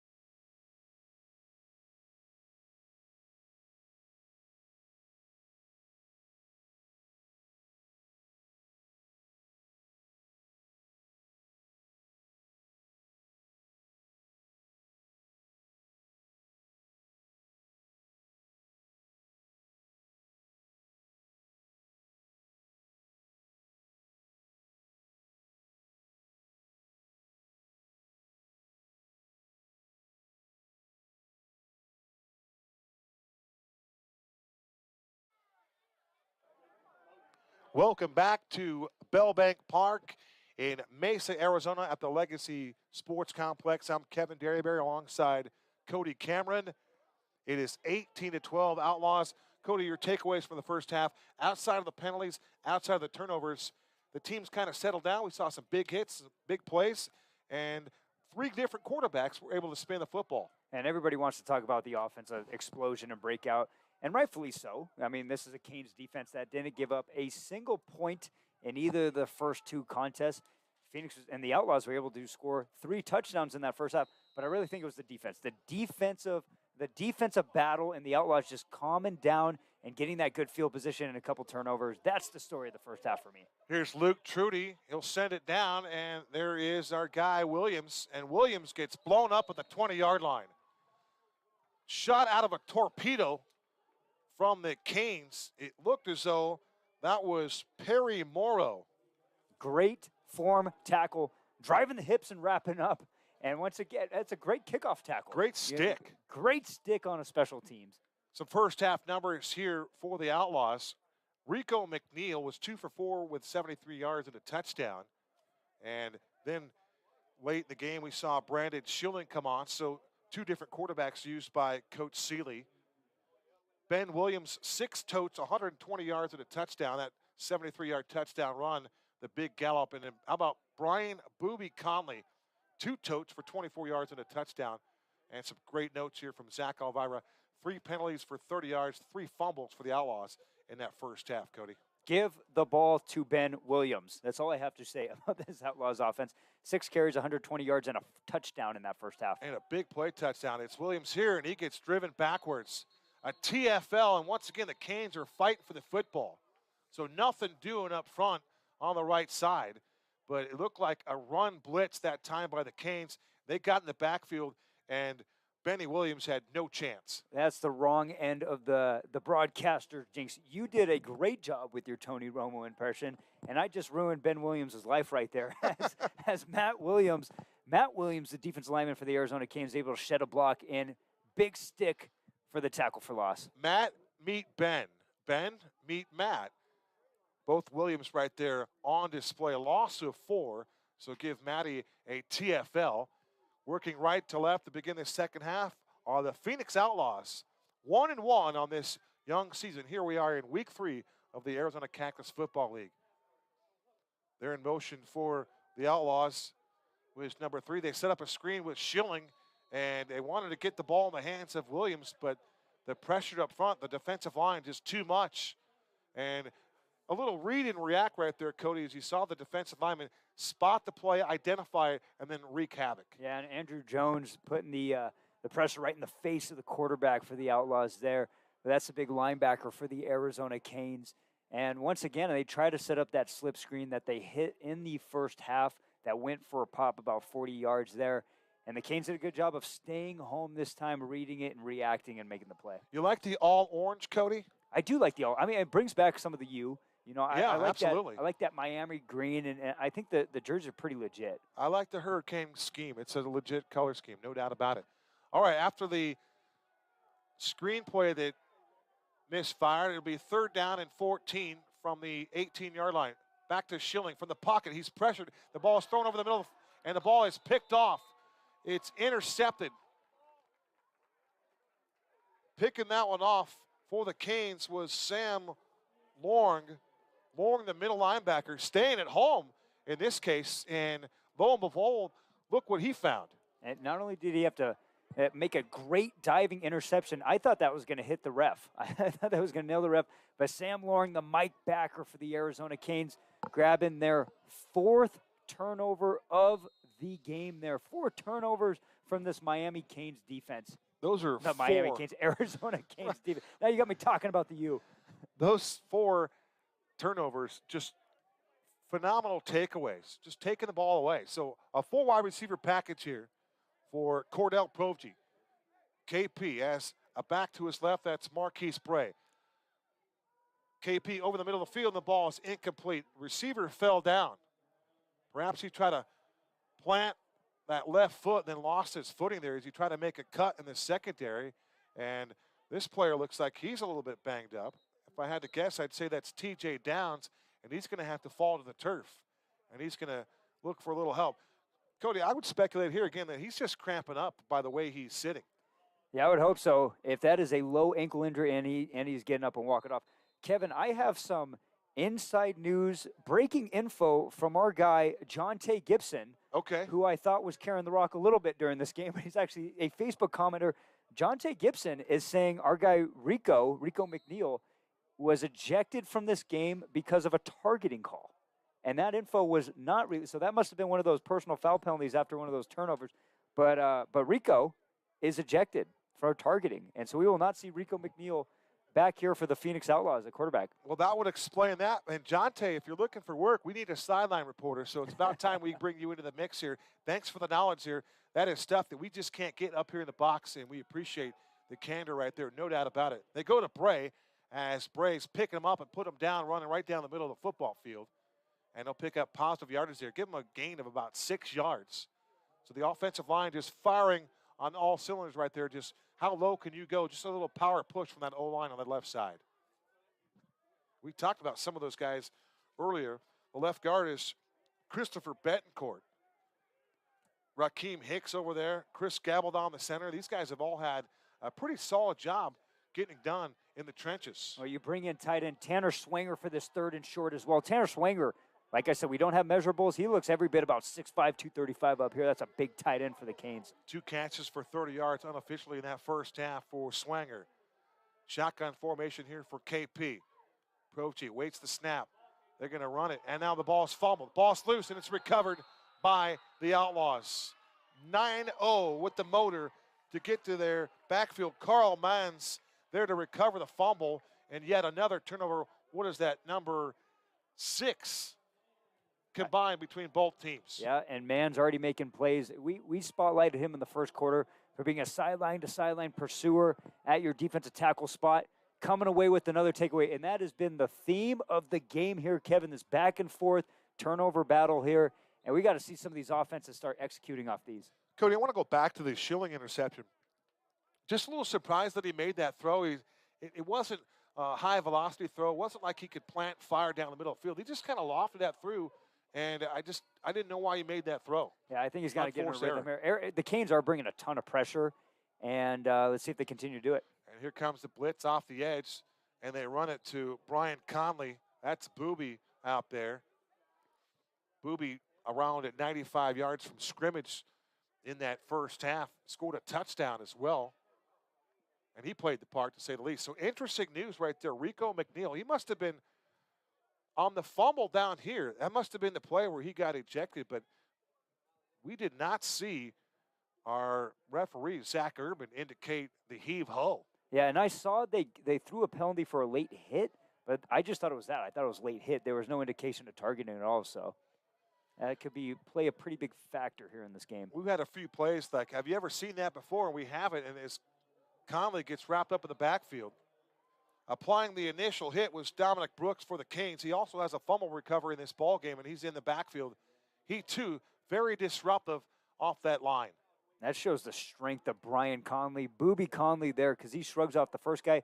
And he technically did shrug off Dominic Brooks, but Brooks was able to get enough of him for a big tackle for loss. This Dominic Brooks, he's making numerous plays out there for the Arizona Canes. That's another defender. He's long and rangy, and he is physical for this Canes defense. No question about it. Double fours for Dominic Brooks playing the part here. We were going back and forth on some things that we haven't seen before, or it's been a while. A 2-point return on a blocked point after try. That's something somewhat unorthodox, but the starting quarterback getting ejected for targeting, you just don't see that ever, Cody Cameron. It happened in an NEU Montana football game. Their starting quarterback, Case Cookus, on a comeback block, got ejected for it, but it's only the second time I've ever seen it happen. I appreciate the targeting rule when it's enforced in the right manner. The idea to question somebody's intent and then eject them on that, I think that's where the line is drawn there. So it's clearly a judgment call for an ejection, but that's a tough call to eject the starting quarterback. So the Outlaws going backwards will work from the 21-yard line, working right to left. Here comes more pressure. Play action fake. Pass to the outside, ball caught, and then trying to turn it upfield. All the Phoenix Outlaws. Looked like it was Conley over there making that reception. So if that was indeed, now let's go to 86 is my guess. Jamal Ward making the reception there. But how about Jamal Ward? He was able to secure the football and then just pick up about 5 or 6 yards on the rack right there. I'm impressed with the tackling in the secondary. And so that was a nice come-up play by Tremaine Smith, playing the sticks, understanding it's third and forever. He not jumping the short route, but he comes up and makes a secure tackle. Tremaine Smith for the Canes, cornerback, making the play and forcing a punt. Smart football right there, playing with that cerebral approach. Third quarter action, 6:21 to go from Bell Bank Park. If you've never been out to the Legacy Sports Complex, you need to make a trip. Give yourself a couple of hours to work with. Come on out and watch an Arizona Cactus Football League game. Why not? Be sure to get your tickets now. Go to tickets@legacy.com. Get them now before they're sold out. And you can also get more information on www.AZCFL.com for all things Arizona Cactus Football League. The snap is a bad one. It goes back towards the end zone, and it just booted out of play. And we're going to get a penalty marker there for kicking the ball out of bounds. But that saved a disastrous touchdown for the Canes on special teams. So now let's look at the Outlaws here, Kevin. So we have 2 botched extra points, and now this is going to lead to a safety here too. Multiple point swings here, and it's already playing a huge factor here. We keep highlighting this, the pendulum swinging, and just when the Outlaws are forcing a turnover, their defense is getting that offense in positions here to extend their lead. They shoot themselves in the foot once again, and now we have an 18-14 ball game. Self-infliction. This is more like a basketball score here in the first quarter of this one, but yeah, we've had some zany plays, to say the least. We go back to that 3 phases of the game, Cody. Special teams hasn't shown up here tonight for either side. Yeah, we talked about this at halftime. We have carpenters, guys work on plumbing. Guys are working 40, 50, 60 hours a week here. It just makes you wonder how much special teams is playing a factor in some of these practices and stuff when you got to put everything else in and you have such a short amount of time. But it is crucial for games, especially in moments like this. I spoke with James Fisher early in the week, and he told me that he puts a lot of emphasis on special teams. Not every team does that, but you've been around football at the college level, the high school level, to say the least, and dabble with some pro stuff. But if you don't put the time in on special teams, that's just a dedication of the craft. You've got to carve off that 20, 25 minutes to put the time in, and typically you are rewarded. But if you needed a shortcut, that's one avenue that coaches will take. Look like, we'll bag special teams. And that's usually costly. This is Ross. Ross to the 35, 40, 45, breaks the tackle to the 50, and he'll take the ball into Outlaw territory. And he is pushed out of bounds there by a trio of tacklers.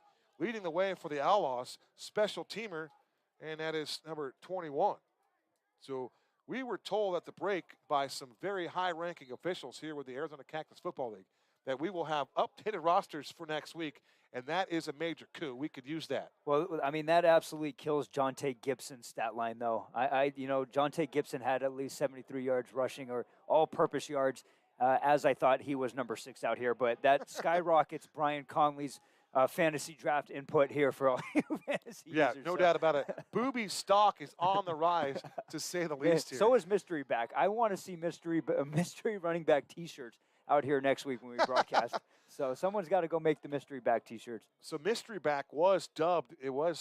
We learned it was Brian Conley. So a timeout taken here gives us a chance to mention a couple things. How about Sozo Therapy, the best physical therapy and recovery teams in the Valley, and AZCFL's official post-game recovery partner? Let me tell you why Sozo is personal. They're a hands-on, and they service every age group for any stage of life. Right there is enough, because you talk about any age group, any walk of life. We see them all here in the Cactus Football League. Heck, I need that, man. I'm 26, but my hip flexor feels like it's 54. So give me some Sozo Therapy in here. That's some good stuff. When was the last time that you played a game of tackle football? This morning. I get after it every Saturday and Sunday morning, man. It flip-flops, but I absolutely got after it with Zach Bowman, who was a former Hamilton NAU running back. So I was after it this morning at Coronado High School. True story. You were playing tackle football this morning, 9 a.m. Coronado. That is sick. KP to the air. Deep ball. He's got Ross there, and Ross makes a diving attempt at this one. The ball's incomplete, and we get a penalty marker at the goal line. I don't know about this one, Kevin. They're going to call this pass interference. I thought he played through the receiver's hands here. That ball looked like it was dropped, and perhaps there was a pass breakup right there, but Ross had him beat initially. And as he waited for the football, as he tried to catch it and cross the goal line simultaneously, we get a penalty marker thrown in there from the back judge. The back judge tonight is Alex Herrera. So for the rest of us that will play a turkey bowl on Thanksgiving at 10 a.m. at Shadow Mountain High School, you're doing that on every weekend, essentially. I try to, man. I mean, we're. What position do you play? I play defensive back, man. I still like to headhunt. I'm an alley filler back there. So, alley filler. Hey, I gotta make use of it. But looks like that was a secondary penalty they're calling it here. Well, I tell you what, they're pushing it back. So they're calling that foul on the offense, or it was an offsetting call. Because if it was a penalty on the defense, the ball would have moved. So they set things up. I'm going to go with the offsetting penalty there. Didn't see the second infraction. Of course, we were locked in and ISO'd on Phil Ross. But another pretty big-time throw there by Cordell Provci. Yeah, and the defensive back who made that play was Demps Tranum. And he was beat by a step or two, but I thought he did a really good job of playing through the receiver's hands there. Great recovery by Demps. So Ross breaks the huddle, lines up to the near side. He's lined up right on the numbers. Ball is spotted on the 36-yard line of the Outlaws. Provci, high snap, fakes it, the handoff, throws over the middle of the field. The ball's going to be caught by Arlon Simpson as he gets drilled short of the sticks. So it was KP Provci throwing one to Arlon Simpson. He put it right on the numbers, and for me, I think Simpson, if he would only carry that route another 2 yards, he's got the first down. Now they're going to spot him short, but perhaps he wasn't aware of where the sticks were, but a heck of a throw there by Provci. Yeah, great play by KP, pumping, getting the guy to leave his feet and jump up, and then actually turns his shoulders and hits the quick skinny, and now we're at a 3rd and 1. So tremendous play because that looked like either a sack or a batted down ball. KP over 100 total yards in that first half, 5 of 19 through the air for 81 yards and a touchdown, had a pick, and then he also rushed the ball 5 times for 37 yards. They go to the ground game here, and they're close to the line of the game, but I'm not sure. It might be a measurable type situation, and now one of the side judges comes in and says, that's a first down. So great work by the officiating team to spot that football in the proper location, and that's a chain-moving run by the Canes. And we're seeing them start to chew up clock here. Heck, it's almost, I say this, and we haven't seen a flag, and I'm going to knock on wood for all you listeners out there. So we just haven't seen a flag in a little bit, which is some good stuff. But the Canes are starting to chew up clock and move the chains here. I think we're knocking on Formica. Is this from? I'm not sure that this is wood, but there's some wood particles there. Snap back to KP. Here comes the blitz from the Outlaws.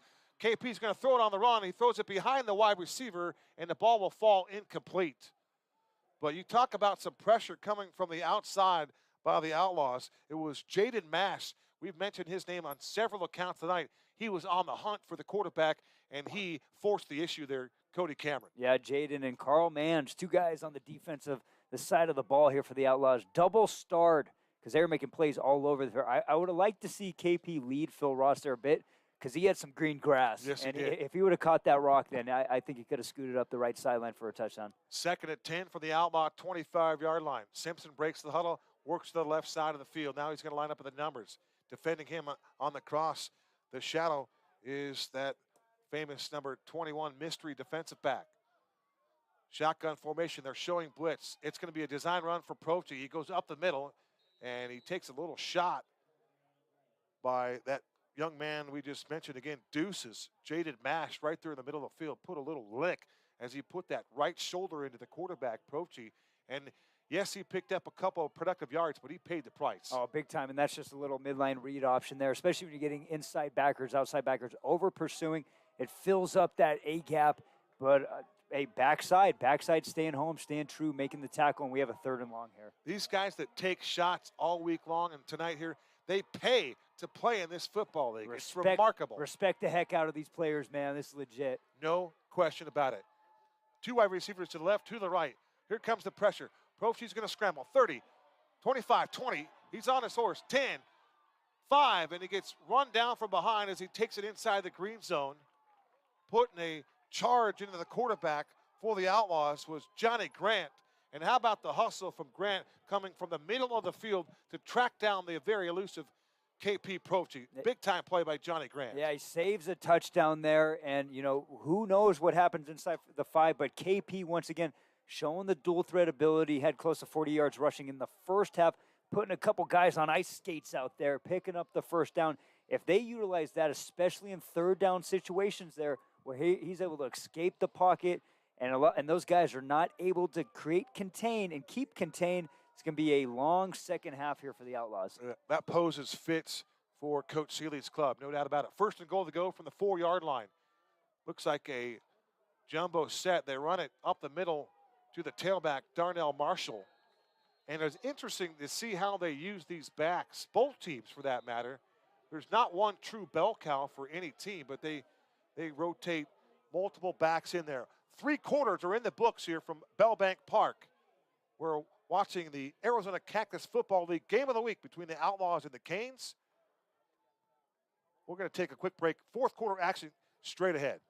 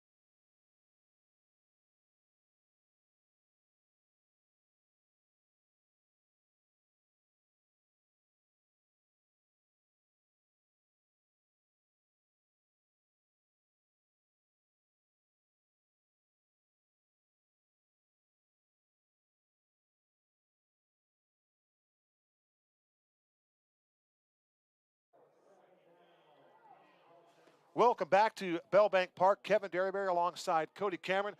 This will be a 2nd and goal to go for the Canes, working right to left, facing the north end zone. KP to the air. The ball is incomplete. A quick slant again. There was no safety held back, so the middle was open. And I think it was just a misfire. Too much velo on that KP pass. Yeah, Phil Ross's footwork off the snap there was really nice. Got the inside leverage, got the defensive back on his heels. He was open, just missed him high. It's interesting to think and to dig deeper. A guy like Phil Ross, he's got ball skills. He's got great footwork. He's got speed. He's tough. He's physical. Why is a guy like that not playing at another level? That's what the interesting part about it is. That's what's interesting and unique about this league. It still keeps ballers on the field playing and continue to play with the passion that they grew up with. KP is going to pull this one back. Pump fake, rolls to his right from the 10, lob it over the defense, and there is the tight end. He makes the reception for the touchdown. The big fella, Tanner Swanger, his 3rd reception of the evening. This one goes for a touchdown. Looks like it was a 9-yard pass play from Prochi to Swanger. Good for 6. It's now Canes 20, Outlaws 18. Point after pending. And how big is this point after try here in a 2-point ball game? Makes it a field goal game, but also that entire touchdown right there was brought to you by KP's footwork, man. I mean, getting out of the pocket. Once again, I just highlighted it on the last 3rd down conversion. I said if they cannot get contained here, he's going to have a field day rolling out and let his receivers and tight ends get maximum maximum separation pretty much and getting open, and that's what Tanner Swinger just did. High snap. Here comes the rush. The Wk3 kick is right down the middle. Point after try is good. 14:07 remaining in this one. Canes 21, Outlaws 18. And we both kind of hit on it at different points of the game. It was about the ability for Cordell Proche to get outside the pocket and do some damage out there, and he certainly did that a couple times on that play. I thought the patience that he used on the touchdown throw was pretty impressive there, because that's a ball that you could kind of rush things up. Maybe he wants to tuck it and run it, but he waited. The defense came in, and he just dumped it over the 3 linemen. That was a heck of a play. Yeah, and just, play action rollout, and it's designed to get him to where he's comfortable outside and creating time for his receivers, like I said. And Tanner Swinger, that's about he's made some big-time catches here, over the middle on the tight end pop pass, but he did a great job because that was a simple arrow route of him looking at the extension of the play, feeling where he was, getting into space, and then toe tapping with the great catch for a touchdown. Toe drag swag right there to take a line from Nate Burleson. But I tell you what, it was the footwork that I thought was impressive to keep everything in line right there as he was able to tap and get that one. Good for 6. Second touchdown pass of the game for Cordell Proche. So it's a 3-point game as the Canes will give it up as Wk3 ready to kick it off from the 35-yard line. Whatever you do, don't kick the ball to our guy, Ben Williams. The Trudy kick is more of a pooch kick down the middle of the field. The ball's going to be caught around the 22-yard line. And here's Williams again, and he'll take it out across the 40, close to the 45-yard line. Do you want to kick to him, or can you kick away from him? Even though they get the ball at the 45, I believe that's a win, because True. Ben Williams, we saw in the 73-yard touchdown where he just exploded up the middle and outrun everybody on the field. You don't want the rock in his hands. So, yes, it's at the 45, but the way the Canes defense has been really getting after it this second half and creating multiple turnovers, they're in a good spot here. I think they're confident, especially with how well their defensive backs are covering. You and I were going back and forth on why Rico McNeil was not in the game and what could have led to that change. And we go back to the first couple of weeks. Coach Seeley was able to use McNeil and Schilling at different spots of the game, but to see Brandon in there exclusively after McNeil had some early success was a shock to us, but now we get the understanding of why McNeil's not playing. He's been ejected. So this is going to be Schilling to the air. Wide open receiver, ball's bobbled and then caught and taking it in for the touchdown.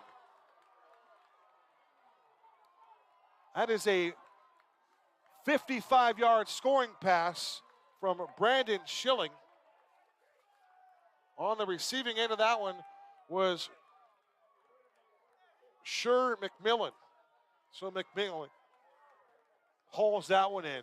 He bobbled it around the 10, collected it around the 5, and then his mojo took him into the end zone. And you talk about an answer, a strike quickly. That was what the Outlaws just did. And that's what Schilling needed there. So that was all set up pre-snap. They motioned to trips. And so what that does is that goes solo receiver side on the left side there. That is a one-on-one opportunity. Schilling knows that. He takes the deep bomb. McMillan absolutely torches the defensive back. And that's a confident throw. That is a confident throw that Schilling needed to make. He had the right read. He had the right route. And he put it right on the breadbasket fingertips. And that is a huge answer by the Phoenix Outlaws. And he had outstanding protection to allow him the time to make that throw. Probably a 7-step drop. And he just threw an absolutely gorgeous pass. And that was caught for 6 points. Hey, Facebook has our back, Kevin, because that was number 19. We just got that name literally like 10 minutes ago. It is pronounced Azure, I believe, Azure McMillan. Azure McMillan, number 19, with a great touchdown reception. We'll take it. Azure making a play right there. As we learned at halftime, it was Sure McMillan, but nothing like putting an A in front of that. There you go, Azure McMillan. Azure. We also, that was not on the roster the entire game. That would have been a mystery receiver there. But a great, and Schilling, I cannot harp on the throw that Schilling just made there. Perfect read, perfect pre-snap motion there to get the one-on-one opportunity they wanted. And that was the confidence that Schilling needed to make that pass there. It was beautiful. 55 yards over the top, Cody. That was a magnificent throw. And the catch and then the perseverance to hang on and then take it into the end zone. And I was going to dare to ask you who the secondary player was for the Canes, because they have been playing a really good, well-disciplined football game. But a team that had been scored on in the first, and there's another block. And there's an attempt to maybe return this one, but special teams caves in for the Outlaws. Point after try, no good. The score remains 24-21, and for both teams, they're still alive. Penalty marker down. Let's see if this allows the Outlaws to perhaps retry the point after, and wouldn't that be significant if they get a chance here? Here's Zach Erdman. So offsides on the Canes. That is going to allow the Phoenix Outlaws another chance to kick the football and extend this lead to maybe 25-21. That's a pivotal play, Cody. Got to score a touchdown to get the lead. Yeah. I mean, we're talking huge. And going back to McMillan, so far 2 catches, 2 touchdowns, 84 yards receiving on the night for Azure. Azure McMillan, 16 yards away from the century mark here. And he's made his biggest play of late, a 55-yard touchdown reception. That has given the Outlaws a lead, and yet they're going to retry the point after here. So with 13:23 to go in the 4th stanza, Outlaws will break the huddle here. Maybe they're just going to say, we're done with kicking. Let's just go for 2. So it's Schilling in at quarterback. Behind him is the big fella. That's Booby, Brian Conley. Pistol formation. 2 wide receivers left, 2 right. The big fella, 86 in the slot to the right. There's the action man. This is Schilling, wanted to go to the end zone. Goes back to the end zone, and once again, a wide receiver loses its footing. And we've seen that on a couple of counts. The night air out here in Mesa, as the precipitation, it just gets a little slick, a little damp activity here as we approach the night air. Yeah, once again, they really like the motion of trips. You know, they hit it on the touchdown pass. They do the same thing there. I believe they were just looking for an easy, natural pick with their inside guy. But the almost come Miami Canes again. The Arizona Canes, what they're doing is they're jumping their flat force defender inside to the trips guy and taking it away. They did a great job of taking that away. That was pretty much a one-ran route in the backside of the end zone. Lost the footing, and that is a huge stop for the Canes and keeping this a 3-point game. One way or the other, you got to have a little luck every now and then, and they got a little luck here. You know, you mentioned Miami. It's you mentioned you're 26 years old. How far back do you go when you can remember a productive, winning Miami Hurricanes football program? It's been a while. I'm thinking you got to go back to Edgerrin James type era. Well, I mean, one of my first memories of just watching college football, Ed Reed. You know, Ed Reed, Ray Lewis. I mean, those guys Hall were of Famer for the Ravens. Absolute dogs out there for the U. And then obviously just when the 30 for 30s that came out about the 80s teams and stuff like that, and you get a different perception of it. And I just loved watching those U teams, man. Those were some damn good football teams. Trying to get the place kicker for you there. And this is a short kick. This looks like it's our guy again, Ross, weaving through the defense here, and he too lost his footing. Otherwise, he was about ready to put his foot in the ground and make another cut. He could have gotten into some space. That might have been a different story there, but now it's the playing conditions here that have slowed both these teams down, because that was a wide open receiver in the back of the end zone. He lost his footing. And the first target, the primary read for Brandon Schilling, he lost his footing on the far side, so he was 0 for 2, and you have to be impressed with Schilling going through the progressions. Oh, big time. I just want to know if someone turned the sprinklers on here at the halftime. I mean, heck, I felt bad for Phil Ross there. He was just making one cut, and his foot completely upended him. Yeah, he just blew out right there, if you will. He'll line up to the far side. Defending him across is 3. Deep ball, far sideline, it's Ross. He was looking towards the outside. The pass was thrown inside. You picked that up, number 3 at defensive back for the Outlaws. You get that number? I do not. That is another number not on our sheet here. I want to say, I was looking at the short side here, the non-trip side solo receiver, Kevin, and Facebook, help me here. I believe it's Kevin Goudet, if that last name is pronounced right. But number 10, Kevin Goudet, absolutely smoked his corner. I mean, Kevin Goudeau. Kevin Goudeau, wide open, backside here. The problem was the play was rolling right off that play-action boot, but Kevin was open for by about 20 yards. That would have been a sure touchdown. Arlonzo Simpson lines up on the near side. This is a 2 wide receiver set. Looks to be perhaps 12 personnel here. Snap back to KP. Out to the flat. The ball is incomplete. He wanted Arturo Macias. So Macias just dropped the football. And for Arturo, one of those things that we have all done at some point or another, we look up the field before we catch the football. And that's exactly what happened right there. Getting a number on number 3, Storm Seeley. So I'm guessing that might be the son of Coach Seeley? Could be. That is what we call an intelligent, a very intuitive type perception. There we go, right? Let's go with Storm Seeley. Storm Seeley. That's a great football name. It is a great football name. Coach Seeley is of veteran status here in the Arizona Cactus Football League. 3rd down at 10. Possession play. They run it up the middle. That is Marquise Bray. And he'll get to the line of scrimmage, and that's about it. And now here comes a late penalty marker. Guys are continuing to drive the pile, and they're driving guys back towards the turf. And unfortunately, once the whistle blows and guys are still torpedoing one another, you're going to get nailed. And perhaps what seemed to be a stalled drive for the Canes, do they get a break here, Cody? Huge play upcoming here. Here's the referee, Zach Erdman. Personal foul on the Canes. Late hit after the 2-yard gain for Marquise Bray. So that'll back them up 15 more yards. And this is something that we've seen the first 3 weeks of the Arizona Cactus Football League is these guys just aren't playing the most disciplined brand of football. Yeah, I got to tell you, I'm impressed right now with the physicality of both defenses. But I came in here just harping on the Canes, really excited to watch this team that had not given up a point all season. I am blown away by the Outlaws right now. Their physicality, those 2 inside backers, yes, it's 3rd and 10.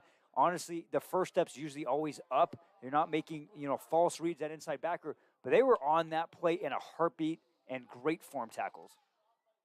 Here's Trudy, and Trudy will punt it, and it is received there by Ben Williams, and as Ben Williams makes the catch, he gets absolutely steamrolled by the Canes' TJ Downs.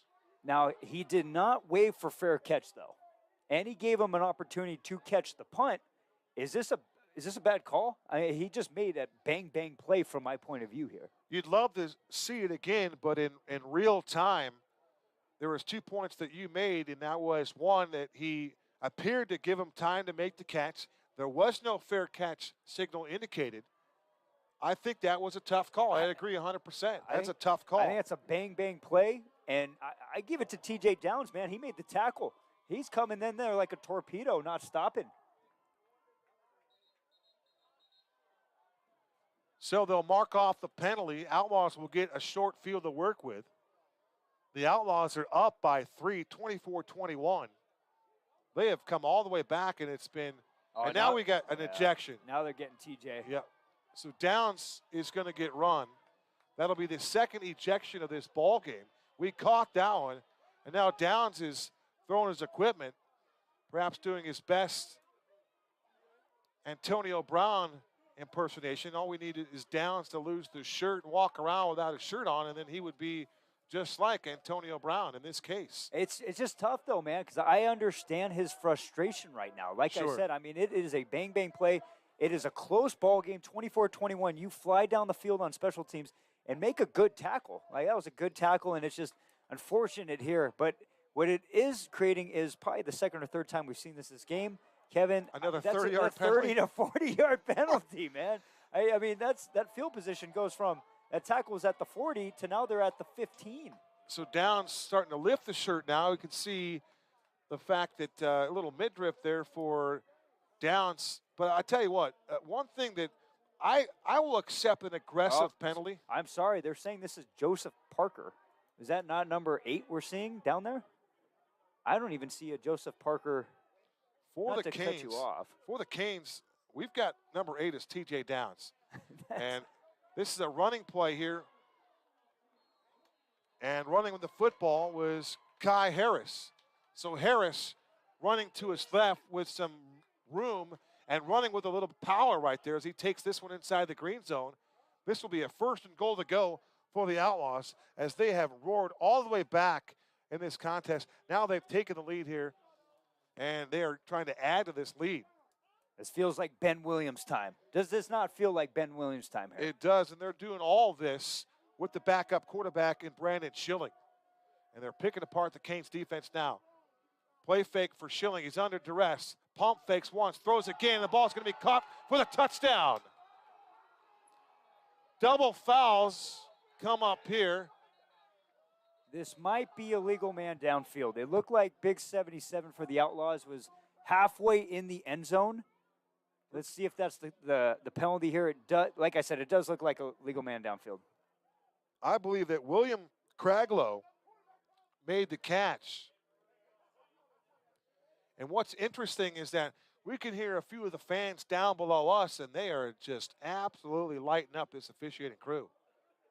I'm not sure that is warranted, but we go back to the special teams play and the ejection of who we thought was T.J. Downs.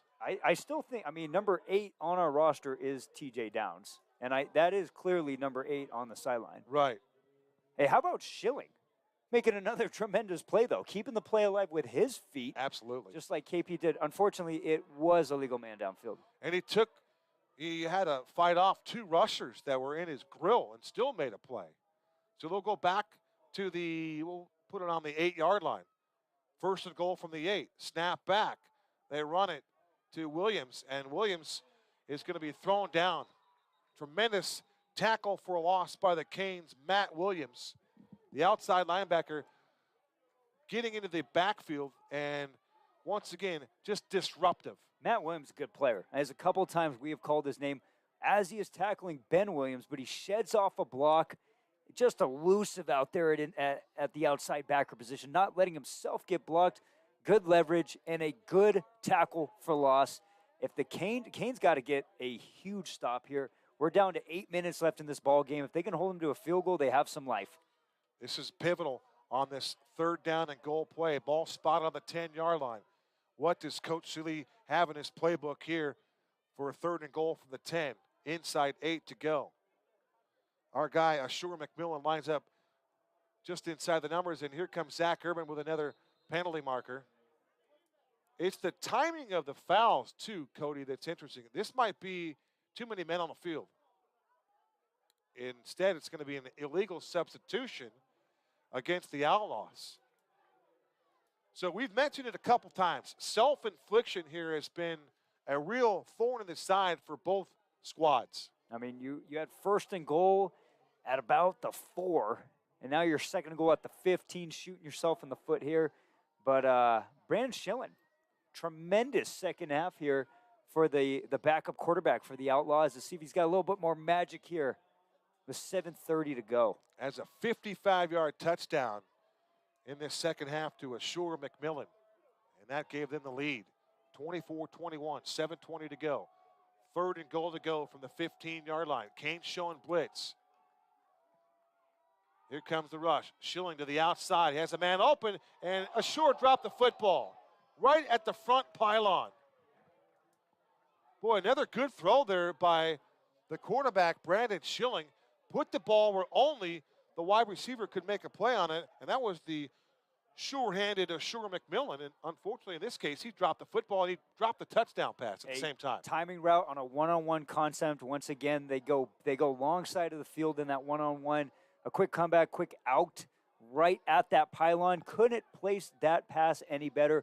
Outside, Ashur had the toe tap, just didn't come down with the catch. Would have been his 3rd catch for his 3rd touchdown if he would have caught that. He's got 2 to his credit. I'm not sure I liked that play only because of the amount of real estate they had to cover. And they run it up in the middle again. This time the Outlaws being a little bit more conservative. Here's Kai Harris. I believe it's Key. I think that was another Facebook comment. Key Harris, one of the 3 backs that the Outlaws have been running back by committee pretty much all game with Boobie Conley and Ben Williams and now Key Harris. So they got 3 running backs. It's pretty good in their arsenal. Key is spelled K-E-I. So immediately it takes you. It immediately takes you to Key, right? I would like some pronunciation stuff too, man. That's why we have 125 live viewers in this game right now. Fantastic. Love it, man. Cody Cameron. 5:42 to go. 4th and goal to go for Brandon Schilling and the Outlaws. 4 wide receivers. Canes act like they're coming. They are. From the clean pocket to the end zone, ball's incomplete. So Schilling fired a missile into the end zone. And it appeared as though that his pass target here was Jacob Reed. And the ball falls incomplete. That'll be a turnover on downs. And the Canes dodge a huge bullet. They get the football back here in the 4th quarter with 5:27 to go.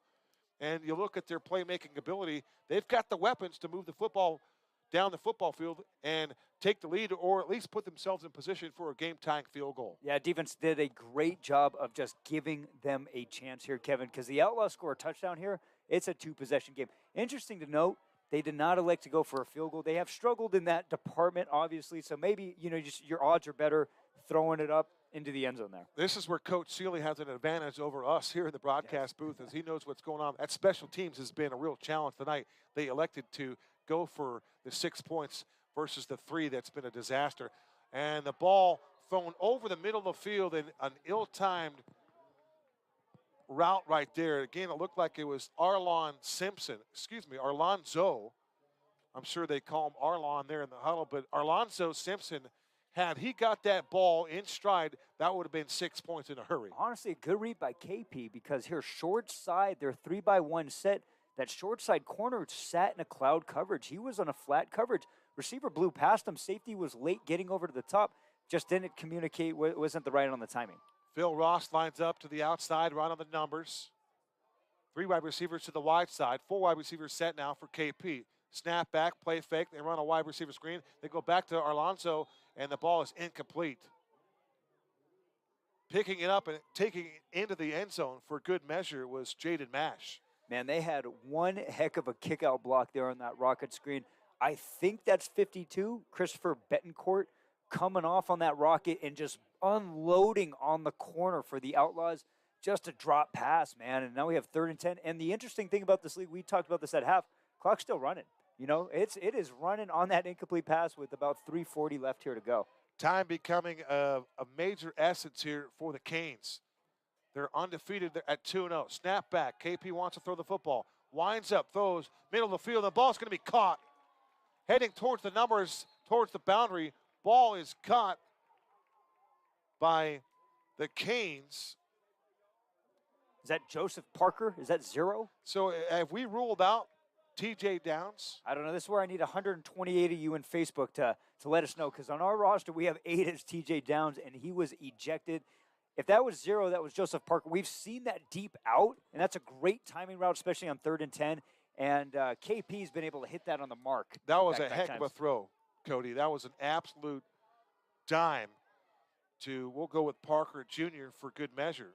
2 wide receivers to the short side of the field. KP winds up, goes back that way again, and that is Ross making the catch at the 40-yard line. The officials come up, they talk about it. They're going to say that's a catch, and that's a chain-moving first down there for Phil Ross and Cordell Provci. I love this matchup between Phil Ross and Deion Hicks. Deion Hicks was playing right on his front side hip. That was tremendous coverage by the Outlaw corner. KP just had a good ball. Outside low, only where his receiver can catch it. We have a great matchup on the top side there with Deion Hicks and Phil Ross. Tanner Swanger, the tight end, with 3 receptions and a touchdown. Let's check into this ball game. 3 wide receiver package down for KP. Snap back. Surveys the field. Flushed out of the pocket. Has nowhere to go. Fires over the middle of the field. The ball's going to be caught at the 47-yard line. Oh, he dropped it. Oh, he did drop it. Oh, my. Arlonzo Simpson dropped the pill. And the officials doing a great job, knowing the clock is moving, put that ball back on the, we'll call it the 39-yard line. That's where they spot the football. And a nice job by Zach Erdman and company to realize the point of the game. Now the clock will stop at the 2-minute warning. But the officials doing an excellent job of getting the ball back, getting it spotted for the Canes to take another snap. Well, here you go, Kevin. You said in one of your first broadcasts 2 weeks ago, you found names that you knew. You know, they were brothers of Red Mountain. Well, I just found my first, and it was a name we didn't have on the roster, number 29, who made the diving. He pretty much broke up the vision of the receiver there. 29 defensive back for the Phoenix Outlaws. He's a former NEU Lumberjack, number 29, Tevin Ray. Oh, how about it? Former NEU Lumberjack, man, and I know him, and so that's pretty cool. I actually played football with him this fall, and Tevin's out there now and getting after. He's wearing a pretty dark tinted visor too. He's got the swag going on, making the diving play. He looks like he's a deep safety for the Outlaws. How about the get for the Jacks? They get outside linebacker extraordinaire Skyler Edmonds, man. Gotta love the Red Mountain product. Going to go play football for the Jacks. KP, bomb near side. There's Arlon, and he turns towards the boundary, and the ball was just too far out of bounds. But Arlon, a little bit frustrated there. He was open down the sideline, and you have to credit the Outlaw pressure up front. Their D linemen were in there, and they were suffocating the quarterback. They forced the issue. They forced that throw early, and now it's a 3rd down and 10. The big boys up front, especially that front four, absolutely getting after it for the Outlaws. KP only has about 2 or 3 seconds to throw this ball, and he has pressure in his face, it seems like, consistently. Does he have another big 3rd and 10 here? Is he going to convert this here, Kevin? For the Canes, wearing number 10 is Kevin Godot. He lines up to the near side. Next to him is Arlon Simpson. 4 wide receiver packets. Phil Ross on the far side with single coverage. KP back to throw. Looking towards Ross. Flushed out to the right side. Throwing on the run and throwing over the middle of the field. It's Simpson caught in the middle of the field at the 35-yard line. He'll take it towards the 30. 1st and 10. Another chain-moving catch with 1:40 to go. That was a nifty throw from Cordell Provgy to Arlon Simpson. KP, man, breaking containment, getting outside, letting his receivers work, getting open, finding the soft space, and throwing a laser. Another 3rd down completion. Across his body. 37-yard strike. 24-21, 1:21 to go. On the march, it's the Canes. And now we get a halt in the action as the Outlaws want to take the timeout. Cody, we're going back and forth on the trench play, and we highlighted the offensive line in certain instances. But when the game started, it was about the Canes defense and how nasty they were and the fact that they've been pitching shutouts in their first 2 games and their relentless pressure that they put on the quarterbacks. But the Outlaws, through 4 quarters, have matched the intensity that the Canes have brought to the table here tonight. They've matched it, and they've done it with their front four. I mean, like I just spotlighted them, but they have been active and playing sideline to sideline and making just efficient plays and just causing disruption in KP's dropbacks. I mean, literally, when he steps up, he has 2 or 3 Outlaw defenders right in his face. He's done a good job of getting outside, you know, and getting loose that way and using his legs to pick up first and get his receivers more time. But how long is that going to work, man? He's done it twice here in this series. Let's see if it continues.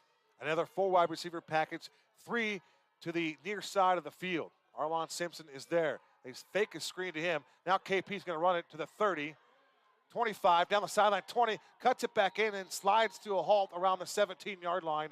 Nifty footwork again there by Cordell Provgy. Another Cane lineman is down face first around the 37-yard line. Let's take a look and see what the injury is all about. 67 seconds to go here in this contest. So, Cody, we'll ask you to play coach if you're James Fisher. If it gets interesting here, are you going for the win, or will you settle for 3 to tie up this football game? I'm going for the win. You know, I'm a go big, go home type guy, but also you have a quarterback who can move. You know, if you just had an immobile quarterback who has to stay between the tackles and just get headhunted, I think you probably kick an extra point. But because of KP's ability to especially get outside the pocket, maybe some of these play action rollouts and boots, he can get into space and have that option. I can take it in for 2, or I can, you know, maneuver, fake, pump fake, and hit like Swanger again as he's leaking out to find space. But if I'm the Outlaws defense, the KP, this is about his 4th or 5th time in this quarter alone where he escapes right. He's comfortable going right. He's, you know, breaking containment going right. You have to get a guy to set the edge and keep him in the pocket and not break contain that way, because he has driven down the entire length of the field utilizing that right side. When we get to smaller areas of the field, like the red zone, I think that makes KP that much more dangerous, as you mentioned, and you point out that dual threat option. Give yourself a chance to run it or throw it in this red zone, and I think James Fisher has that weapon and the edge in this particular sequence. 1:07 to go. We're still trying to eyeball the defensive player or who went down. And it looks like it might be the big fellow right in front of us here. I would guess it's either Chris Gabaldon, the center. Yeah, it is. I mean, we're battling two fights here with the roster and the jerseys tucked up. So yeah, that's either Gabaldon or Rakeem Hicks. Either way, it's a starter up front for James Fisher's football team. Snap back to KP. End zone shot near sideline, and the ball is incomplete. The ball was caught, and then it was dropped by Joseph Parker Jr. Check that. Jose Leon. No, we continue to guess. It was number 1, clearly, right? Number 1 for the Canes. We're about to see here. Either way, I believe. Because that young man's not a defensive lineman, as he's listed here.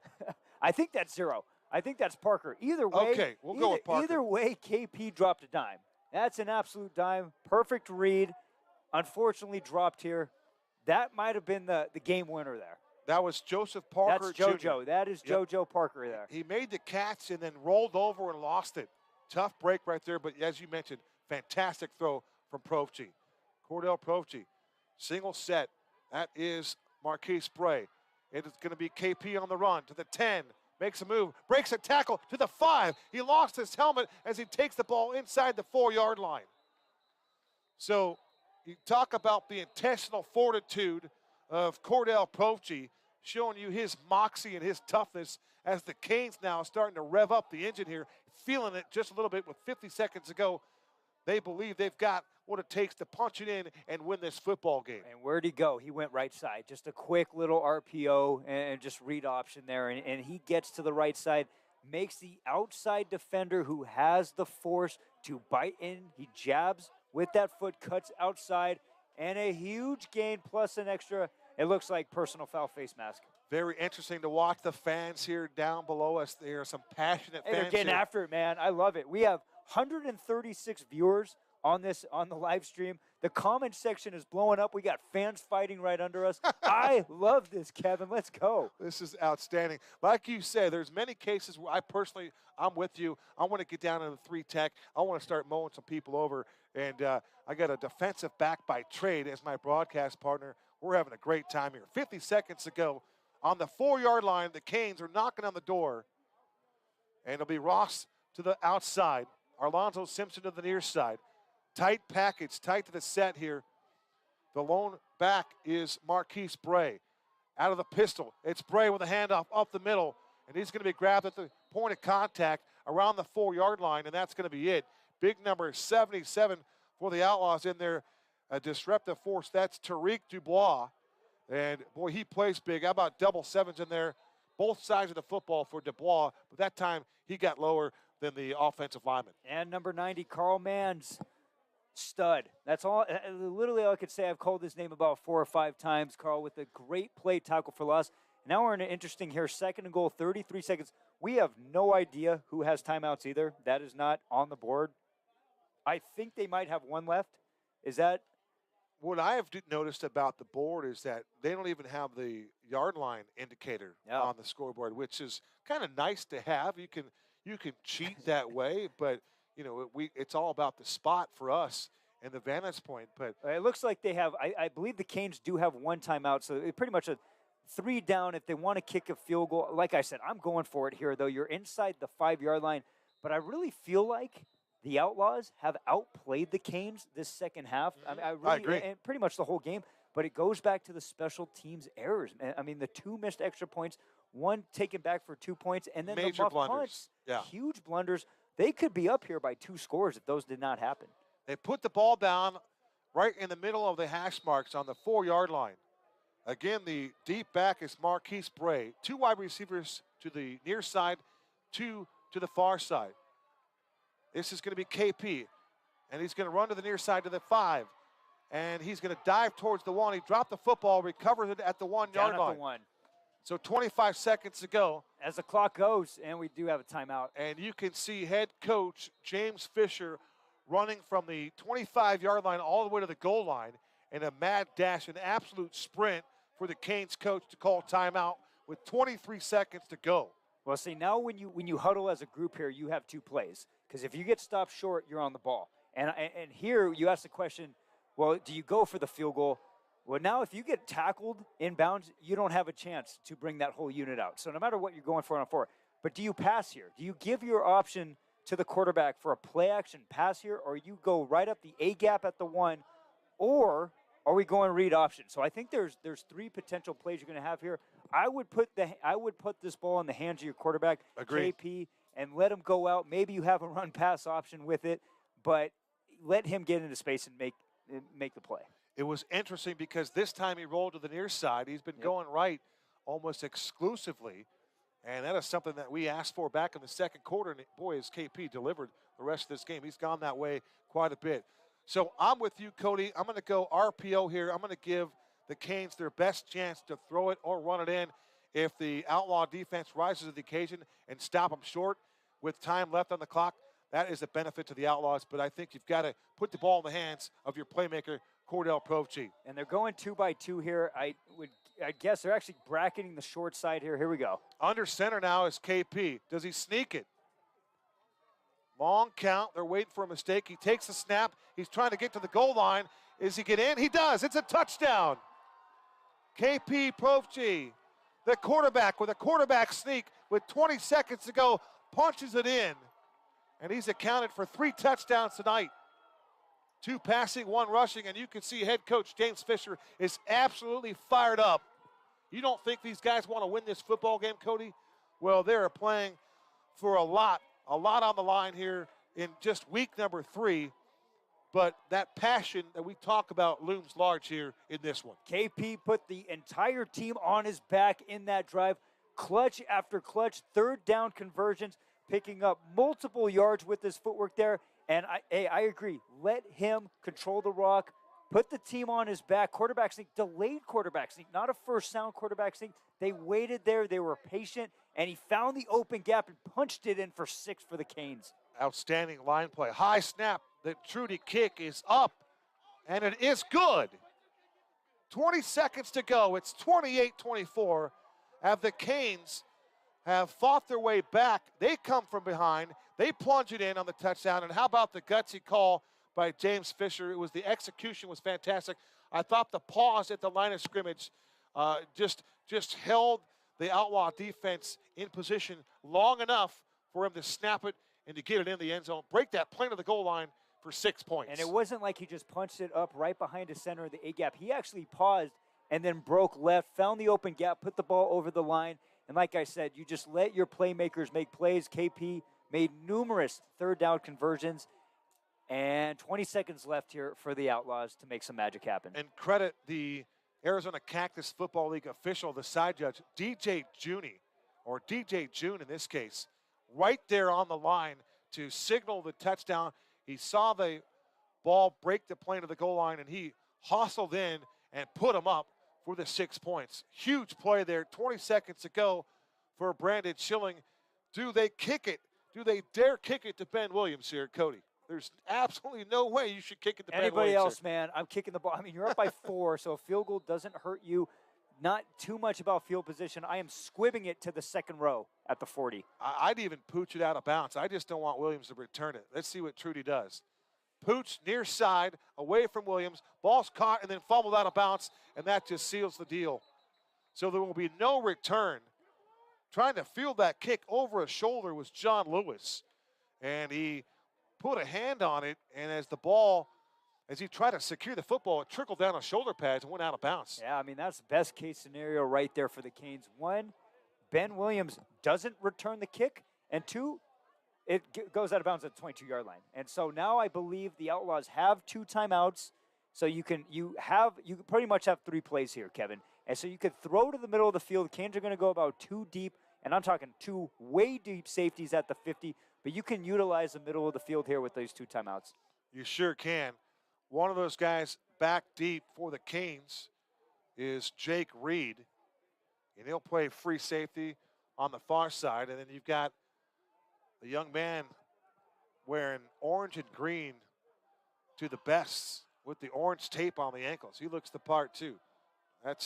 Boy, they look like they're both wearing 28. It's just crazy. Schilling from the pocket, flush through, and he's going to go down. He's going to get sacked. The Canes pick up a huge sack. 11 seconds to go in the game. Timeout taken on the field. And who was there to make the play? A tremendous defensive play. And you know that we know who made that play. It looks like number 99. Yes, 99, Daniel Elixson. Elixson, the defensive lineman. Right time, and just a fantastic sack of the quarterback. Yeah, I mean, Schilling stepped up. They had a cleaner pocket to make a throw. Just had 3 deep routes, pretty much all going to those 2 safety positions with defensive backs trailing underneath. Pretty much a deep cover 5, cover 6 look there. And I would have liked to see a nice little crossing route about the 40 there just to get some yardage. A sack there is tough because you also waste a timeout. 1 timeout left. Again, 2 safeties back deep. They play off the line. 3 wide receivers to the near side. 5 wide receiver package. Empty set for Schilling. He has some time. Winds up. Deep ball. Far sideline. The ball is going to be intercepted. It's picked off by the Canes at the 40, 45, 50. Angles to the 45, 40. Still on his feet. And he's finally going to get tackled around the 30-yard line. That's the final play of the game. It's a pick. And more penalty markers come in. It could be Jake Reed, but it also could be another mystery defender. But we'll assume it's Reed. Penalty markers on the field. Officials trying to gain control. The Canes are going to win the football game 28-24. Another player is down via injury here, and they'll tend to look at the outlaw player here. But you have to commend both teams. The effort was off the charts, Cody. Yeah, absolutely. And, you know, we highlighted the Canes defense coming into the game, rightfully so. Hadn't given up a single point all season.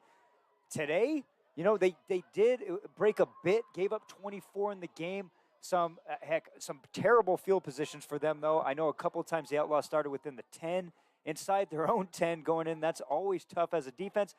But 5 turnovers. The Canes defense forced 5 turnovers.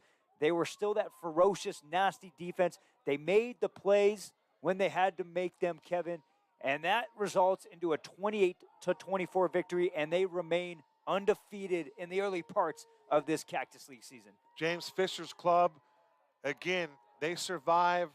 They win the football game 28-24. They come from behind to do so. They punch it in late, and Cordell Povchi accounting for 3 touchdowns tonight. The special teams play and the defensive play by the Canes was simply just better. When you create and take away the football 5 different times in any game that you're playing, you're doing a great job. You're forcing turnovers. You're making plays. And let's see what the penalties are here at the end of the game.